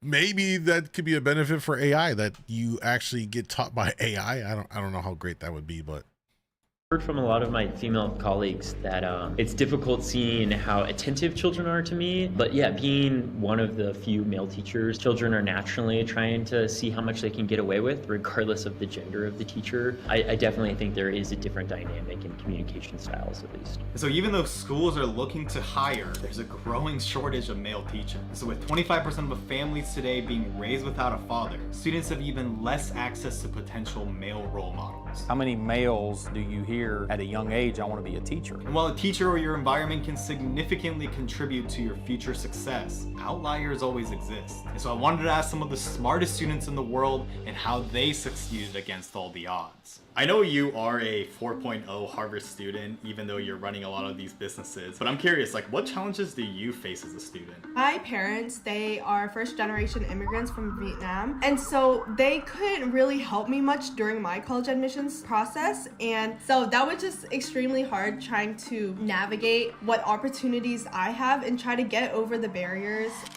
At Harvard, I definitely experienced a social shock. I didn't know the term figly existed. First generation, low income, and it just creates a divide. There's like a huge, I guess, like wealth gap. Going to Harvard, I never really thought about the idea of boarding school or private school. And there's so many people here coming from these feeder schools. They were provided with, a world-class education that prepared them for an education at an Ivy League school. But I went to a public school in rural South Georgia and feel safe going to school a lot of the times. And while elite institutions commonly admit athletes and legacies comprising around 10% and 12% of Harvard's class of 2018, what's not talked about as much is that almost half of the students admitted came from private high schools. And even though students from prestigious boarding schools historically had lower academic performance compared to their peers, they ultimately earned higher incomes post-graduation. A college admissions cheating and bribery scandal. It bought students admission into high-profile schools. It's easier to get into college if you're rich. I feel like that's just a given. Like, everyone knows that. And what it illustrates is the power of connections, like Harvard Final Clubs,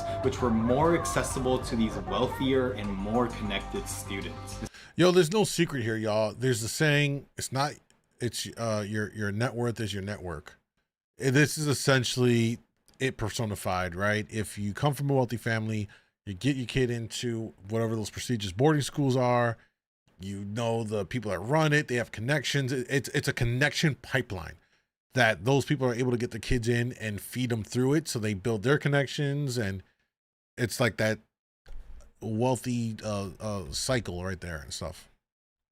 So whether due to teacher shortages or unequal access to education driven by wealth disparities, the gap is only getting worse. If you're just pulling into the stream, this is a video about why public education is failing in the US. Methods start facing issues, alternatives inevitably arise. The recent trend that's been going on that's been interesting for me is the rise of homeschooling, where some parents are believing that's going to be a better alternative to the outside of the traditional system. What are your thoughts on these approaches? I'll humble myself in saying that I was really wrong about homeschooling. I thought that kids who would be homeschooled would be weird and unable to really perform once they would need to socialize. And now that I'm an employer, I really get to see what the market looks like. And I would really say that kids who have been homeschooled have a leg up. They're constantly working through life with people from different ages. But homeschooling is not an option for everybody. It's not an option for me. I work full-time. My husband works full-time. And so even if it's not feasible for all, since 2019, homeschooling has exploded by 30%. And from reasons such as safety concerns to bad academic quality, what used to be reserved for the weird kids and parents is now slowly becoming mainstream. This is actually my second year of homeschooling my daughter. The smartest people I know in my Appreciate life that, Joe. are Thank you. homeschoolers. And so I wanted to ask someone who's been homeschooled to find out the truth. Was it a yo? Here's the thing about homeschool. This is a while ago. I don't know if the data is current, but a while ago I had read that generally homeschooled kids performed far more superior in testing compared to their counterparts that went to, public schools or just schools, traditional schools, maybe perhaps. So, and like my cousin, she's homeschooling some of her kids too, and like super smart. Dragon, thank you for the gift, bro. I appreciate that. Guys, don't forget, you want to come through, come over to kick.com, djmoondawglive. You can see it down below underneath the video. Struggles, like I guess transitioning from a homeschool to a traditional school? Being homeschooled, I thought originally that it was going to be way more challenging, and I realized that homeschooling was way more difficult. When you're homeschooled, you can't cheat, you can't just slack off, and I was used to kind of more of an intensity form of school. At least that was, once again, that was the way that I learned. Did you struggle like socially? Not really, but I definitely had a social deprivation. But the interesting part is it translates really well to the modern day world. People, when they go to school, they are becoming friends with people just because they're around people all the time. When you get out of school, you have to intentionally make friends. And I had to learn that at a very young age. Why do you think there is a stereotype that still exists today, even with the popularity growing of like homeschool kids being kind of weird? There's a lot of people who are homeschooled for reasons that, they maybe have something wrong with them. Yeah, I got made fun of a lot growing up, and I think the stereotypes were legitimate, but I think more people nowadays might be looking at this path. There being less of an accuracy in that stereotype as more normal people become homeschooled. And so when 16% of parents cited the worries about socialization as the primary reason why they decided against homeschooling, it's obvious that the stigma persists. I was homeschooled, but that's why you're weird. But when studies have revealed that homeschoolers often outperform public school students on standardized tests, is it becoming a more attractive path? But at the same time, when the data is hard to measure, the studies around homeschooling are going to be limited. Every household is going to homeschool their kids differently. Parents that are great at teaching, and you'd have parents that are terrible. You'd have parents that hire tutors that teach you. That is a con, because someone could do homeschool really right, and someone could do it very wrong. Why do you think there has been a rise in homeschooling? A lot of school systems nowadays are teaching people interesting stuff that maybe isn't what they should be learning. He's alluding to learning about the gender politics, I think is what that was right there. And there are a lot of people that are pulling their kids out because they're perhaps the school that they go to or the district is doing some of that, and it doesn't align with their beliefs, which I think is totally fine, right? You have other options there. Dragonfly said, what is Kick? Kick is a streaming platform. You can download the app in the app stores for Android or for Apple. And yeah, that's my main streaming platform. So you guys want to come through over there, it helps out a lot. Education is the most important thing in society. Yeah, it's definitely important. Definitely important. But I think it's also important to say that education doesn't necessarily no, it's not necessarily, it doesn't have to be through this lens of you go to a school and you do it this way, because you can educate yourself in many different ways, right? You can self-educate yourself. Some people are very curious by nature, like myself. I tend to go on YouTube. You guys would be surprised if you were to look through my search history on YouTube at all the wide-ranging things that I will watch just to educate. Yeah, some of it might be self-improvement. Other stuff is just for expanding my knowledge, just to hear different perspectives or to learn something different and then maybe see if that interests me so I could dive deeper into it. So, man, I'll tell you what, like, if there's nothing else I say, man, definitely expand your mind and, you know, outside of school and just dive in and find other things that fascinate you and just pick it up, man. It really expands. It gives you a more well-rounded base, and certainly allows you to like be able to speak on various topics with having some level of you know, cohesive thoughts on it. Yeah, you might not be a subject matter expert, but you can at least speak on the topic and have some level of like understanding, comprehension, be able to communicate clearly on it, discuss it, so on and so forth. It helps me for what I do with streaming, you know what I'm saying, to be able to jump around these different subjects. And again, I don't ever say I'm some expert on anything, but when you watch enough of the stuff and you dig through the data and you look it up just so you have that knowledge for yourself and not rely on somebody on the internet. Guys, sounds kind of intuitive because that's kind of me right now with you guys. You get the idea. You get somebody that's over on the internet preaching to you about this is how it is, instead of you going out to go find out the information for yourself. You know what I mean? I feel that children nowadays are spending too much on their iPads, especially from toddlers. Yo, I've seen it. They gravitate to that. Here's my thing about that. I don't think it's inherently a bad thing. It's just like anything else has to be moderated and used in a productive way.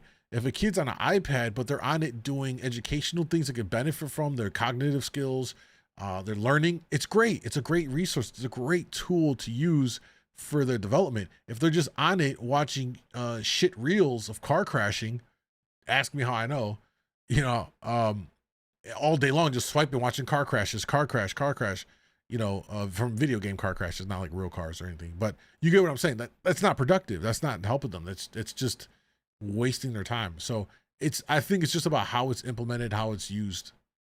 But I think generally technology is a tool, a great tool. You know, yeah, someone education in general. You're right. But let's continue. I think parents are kind of like, I don't know if I want to put my kid through that. And so if traditional methods aren't delivering, then what's going on in the classroom?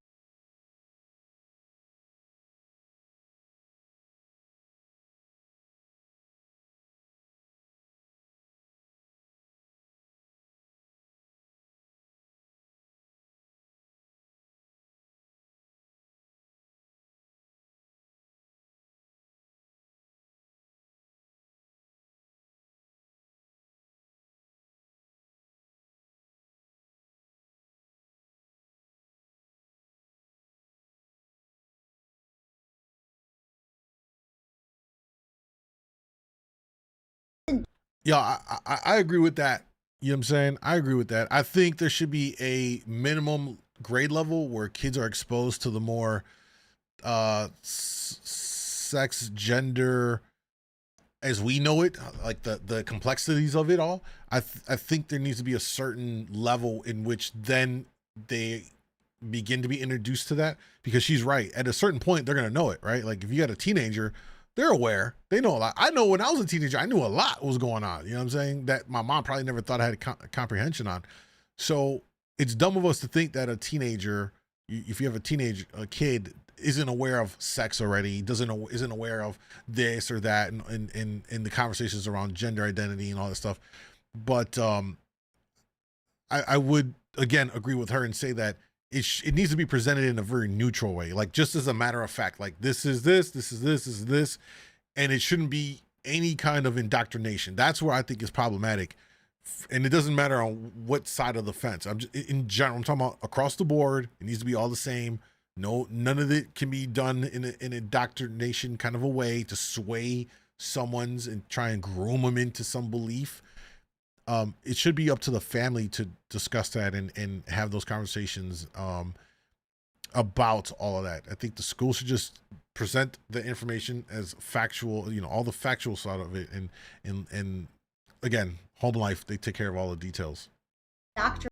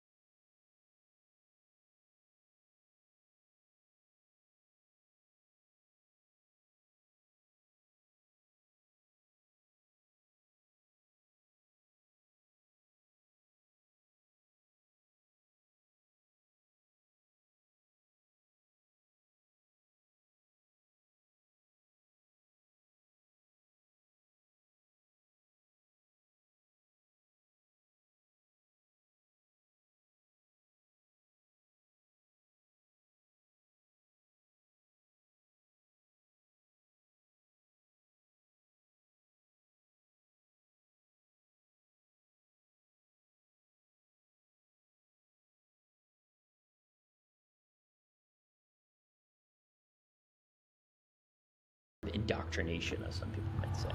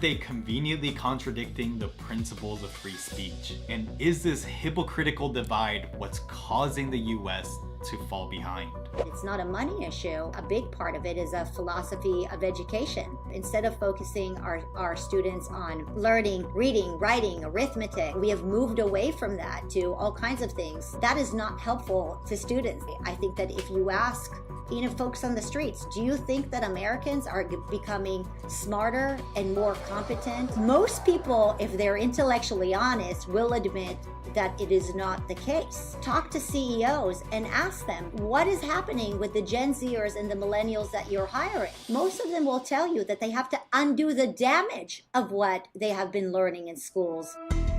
Ooh, that's a hard pill to swallow right there. Joe said, may I ask this? Drugs and guns also exist. Should we inform kids about those stuff? Yeah, I mean, it's a good point. I get the point you're trying to make there. Yeah. Well, to some extent, I think drugs in the sense of, what would that fall under? Like, I think I remember in school talking about drugs to the extent that they would say drugs are bad. You know, this is your brain on drugs. I don't know. Maybe I'm dating myself right there. I don't know how many of y'all remember those old commercials. This is your brain. This is your brain on drugs. And it'd be the egg and the scrambled egg. You know what I'm saying? So, but I think, yeah, I think it's valid to talk about those things from a safety perspective. Like, drugs are not good for you. And if you find a weapon, this is how to be safe, you know? Yeah, I think the argument can be made on that. Finland has consistently held the top rank for the best education system in the world, and surprisingly, it comprises of only public schools. Instead of prioritizing memorization and test scores, students receive individual assessments and no standardized tests to promote real learning. And as for the teaching profession, it's different in that it requires a master's degree and is highly esteemed in society. But recently, there's evidence that innovation doesn't always mean sustained excellence. Recent studies suggest that student-led methods along with reduced homework and tests in Finland have led to lower accountability and structure. And the result is an environment that's not conducive to long-lasting educational progress. And so when it comes to education, it's hard to declare one system as the best. And it becomes pretty damn clear when you look across the globe. Because even though China doesn't appear on many lists for the best education systems in the world, it's clear that their approach has played a large role in propelling them to become the world's second largest economy. In 2018, China ranked first in the PISA, a global assessment that tests the skills and knowledge of 15-year-olds worldwide. And these early results are leading to lasting ones. China has now topped the US for contributing the most scientific and technical journal articles than any country in the world. All this success. Yo, but that makes sense when you think about it. Here, I was wondering at what point the China and potentially even the India angle comes into this, right? Because there is a fundamental difference in cultures. It's really a culture thing. Any of y'all that come from an Asian background, perhaps Indian, even to an extent Spanish background, right, where you have these very traditional cultures that within that culture they dictate like what you should do, right? Whether it's an arranged marriage or, you know, you have to go and become a doctor, or, you know, your family pushes you towards that, you know, and if you don't do it, you're like shunned, you're like the black sheep of the family kind of a thing. It makes sense that China would be kind of lapsed in the US in these areas, especially because by and large, they're into STEM more than we are, you know, in the education system. So them taking the lead, as we said right here, with journals and research and all this stuff, it makes sense. Not surprised. Not surprised. Lopez, what's up, bro? Thank you. Hydra, what video is this? We're looking at a video from Gen. Why is public education failing in the US? You know what I'm saying? Guinea said, I think the issue in the US isn't about public versus private versus homeschool. Maybe it's about culture. Yo, Guinea, I actually think you're right. I think it has to do with culture. I think this is a cultural thing. And it speaks to, like, we're losing our cultural identity in so many ways here in the US. You know, we're losing it as a whole nation. You know, before there used to be, I don't know, man.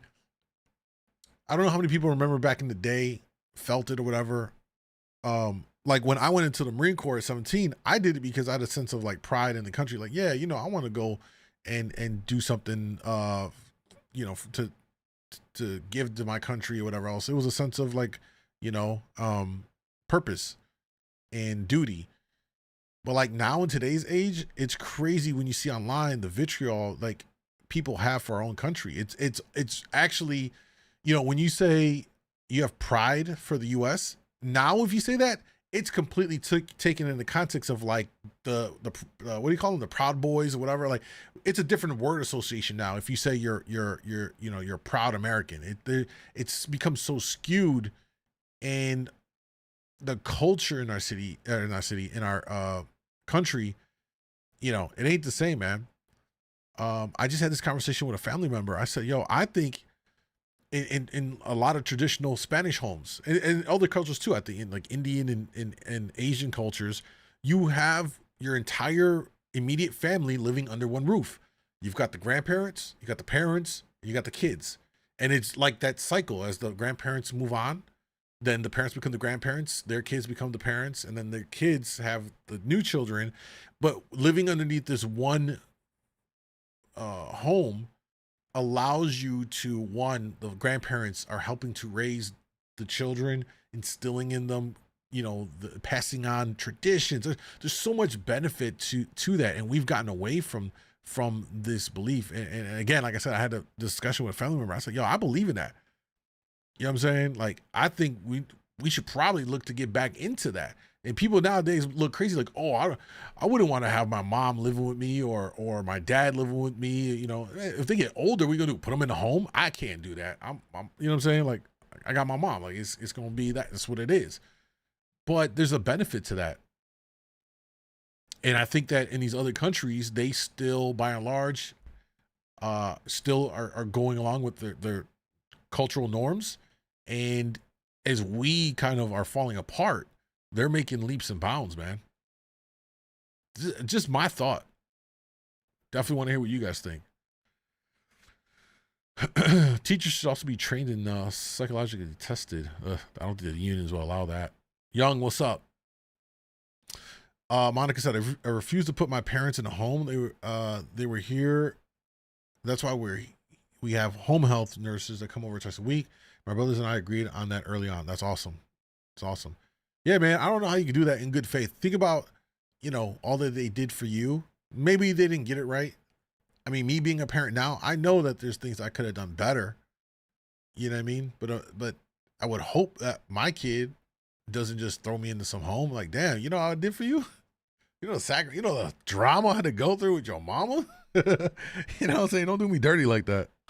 Isn't without its costs. In a system that prioritizes high scores, the Gaokao or college entrance exam offers just one annual opportunity to get the highest scores, making it a significant event for parents banking on their child's success. And this immense pressure has led students to get creative and authorities to crack down. Students have devised elaborate cheating schemes to secure success, prompting authorities to deploy identity verification, surveillance cameras, and even drones. And those that were caught received more than a slap on the wrist. So the Finnish and Chinese education systems clearly occupy opposite. Nah, they got they got full-fledged CCTV cameras in the classrooms. That's crazy.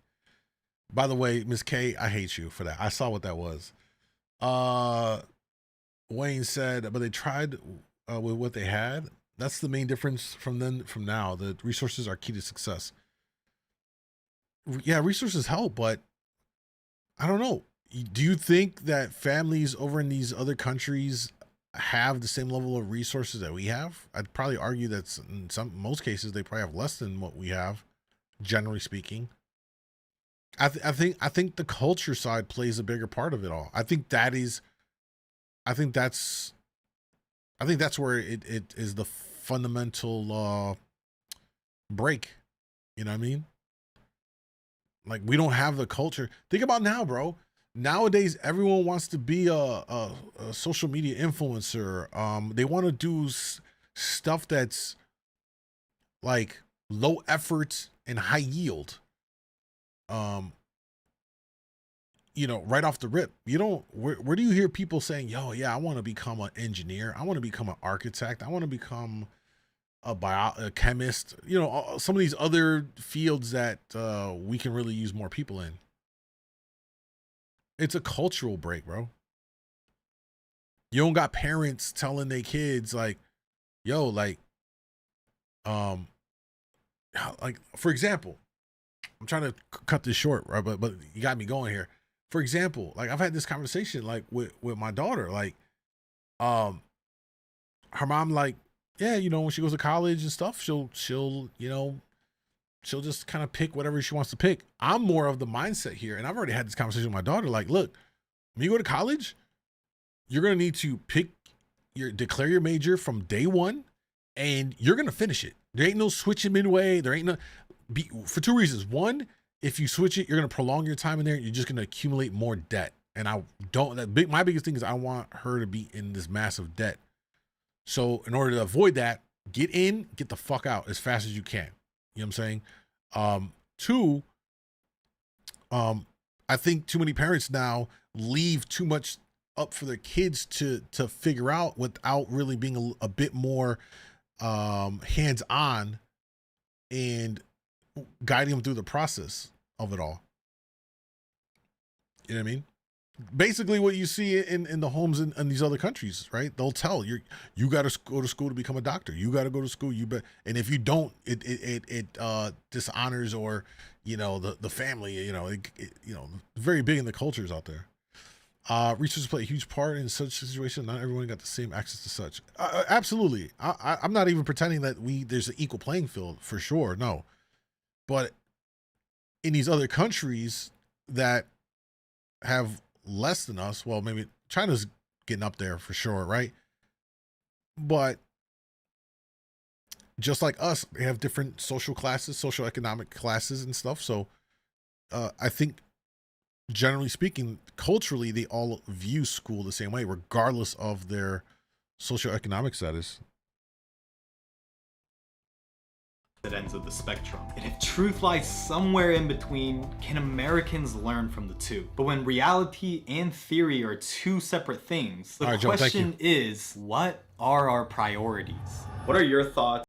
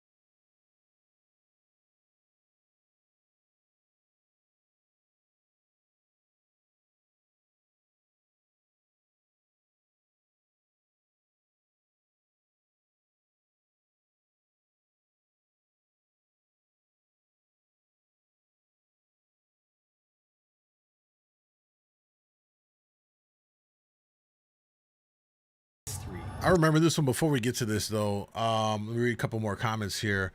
Ms. K said, let me catch up on this, my bad. Not everyone knows at an early age, if I had followed what I wanted to do at 18, I'd be a marine biologist, but no universities wanted me. Yeah, that's true. But that's where I think as a parent, my observation is parents tend to now be a bit more hands off and giving their kid too much room to be like, figure it out. You know what I'm saying? Instead of being like, no, let me grab you by the hand and walk you through this phase until, you know, because they don't know what they don't know. We as a parent know, we've lived through the experiences. So it behooves us to take a more, in my opinion, a more direct approach. For example, like when I talk to my daughter about it, like, yo, when you go to college, you're gonna pick your degree, that you're gonna do it. And here's the reality of it all. We all know this. You can go get a degree in whatever in college. How many people actually work in the fields that they majored in? Especially now in current times, a lot of people don't. We know what it is. It's just to get a piece of paper to say you've done it, and then you move along, right? So it you know, with few exceptions, if you're a doctor, of course, if a lawyer, some of those STEM categories, if you're doing anything in liberal arts and sciences, man, it don't fucking matter. It doesn't matter. Them shits are a wash. Let's keep it a buck. I'm sorry. Hey, I went for political science. It's you know, most of these liberal arts and sciences don't really translate to much.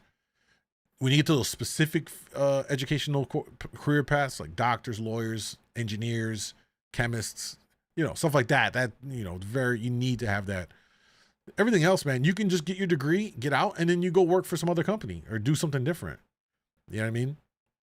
We've all seen that.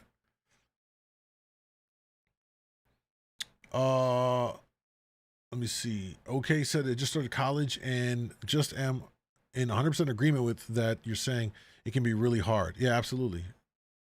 But if you put your mind to it, you can do it. And I wish all the best to your daughter. Thank you, bro. She's just started high school. She got a couple more years, but it's already a conversation to prepare. You know what I mean? I was working to be a graphics designer and I got my certification. Now I'm a full-time musician. There you go.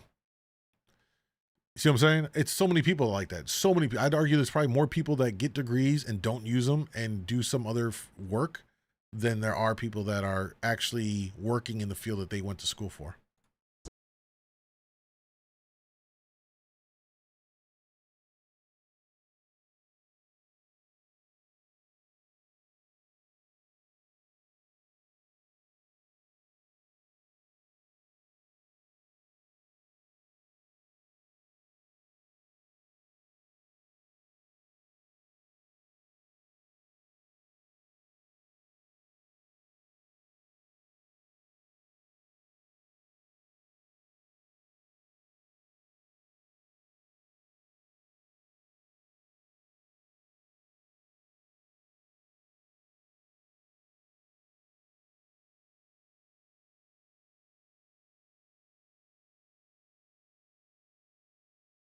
Yeah, it was that one. What was the one lady? She was the most hope.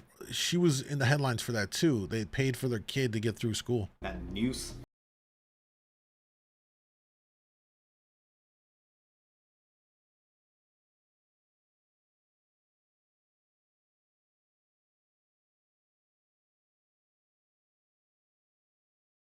Yo, I promise you, in my opinion, college is not worth it.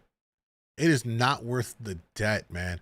The only kind of caveat to this is I kind of mentioned before, unless you're going to school for those very specialized fields, doctors, medicine, lawyers, law, engineering, chemistry related stuff, you know, those ones that you have to have that knowledge.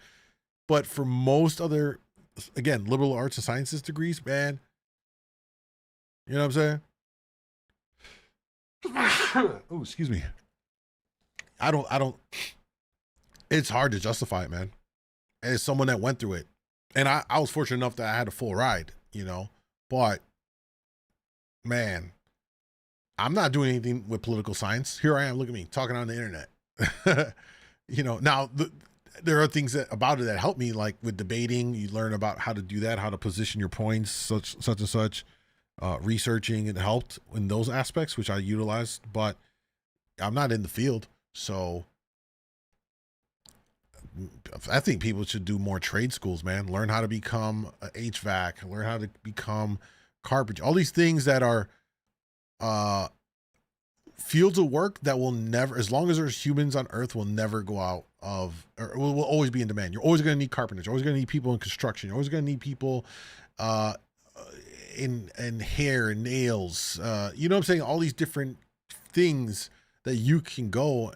And on top of that, you come out with less debt and you can turn that in, build into your own business and become an entrepreneur through it all.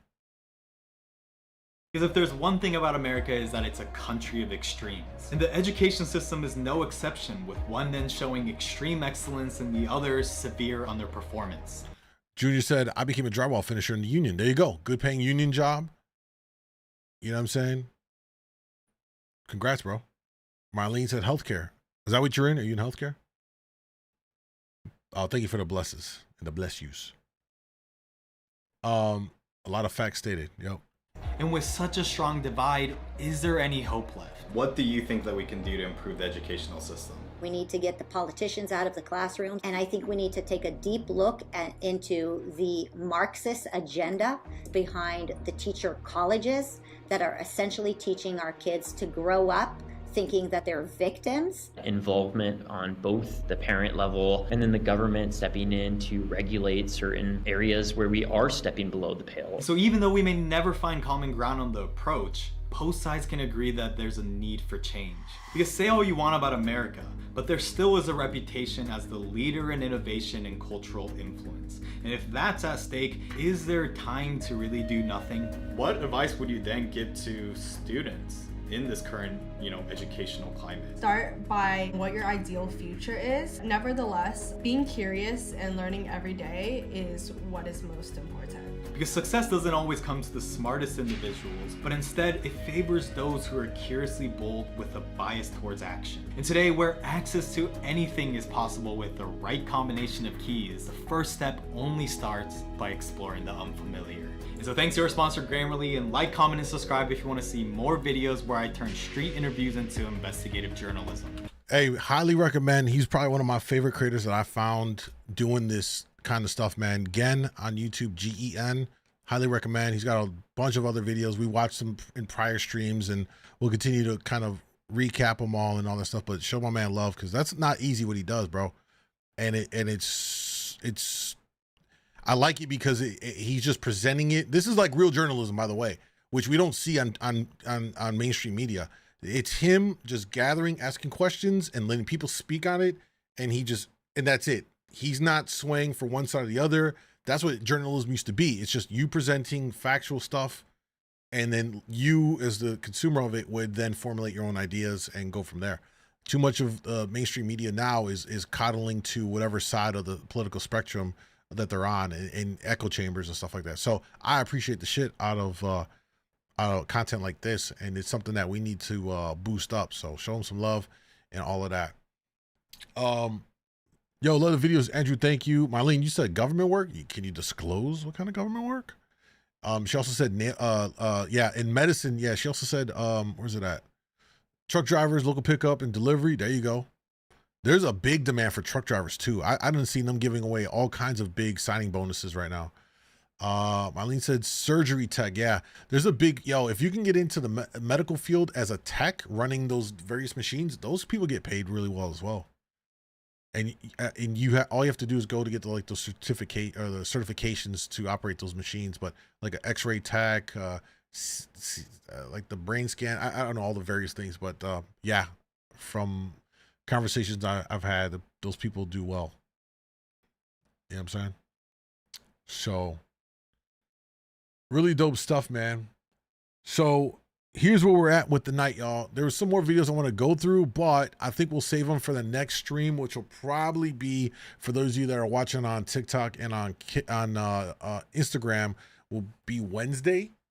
All right, but the rest of the week, normally I'm all on Kick. So come through. If you made it this far into the streams, why not come over to kick.com, djmoondawglive, and you can download the app in the app stores for whatever device you're on, Android or Apple, and sign up and then follow your boy, and that's where we really kick it over there. We're gonna probably kill the TikTok and IG streams, so if you still want to hang out, come through. The rest of for a little longer. We about to go racing. Y'all don't even know. I can't even really pull it over here right now. Your boy got like this crazy racing simulator rig, and we about to go try and race, like for real race. And it's probably gonna be crazy. So come through. If not, I appreciate y'all for hanging. If you want to recap any of the content from tonight's stream, it'll end up being up on my YouTube channel at djmoondawglive. You can watch it back there. I'll chop up some of the stream highlights from these videos, chop them up individually so you can check them out in the shorter version and all that stuff. You know what I mean? So, yo, love from Fiji. Yo, Kai, thank you, bro. All right. So that's it for IG. Much love. And then for those of y'all on TikTok, again, you want to come through and rock with your boy, come over to kick.com, djmoondawglive. You can see it right down below, right above me up here. djmoondawglive, come through. All right. Cool. Let's wrap up the stream.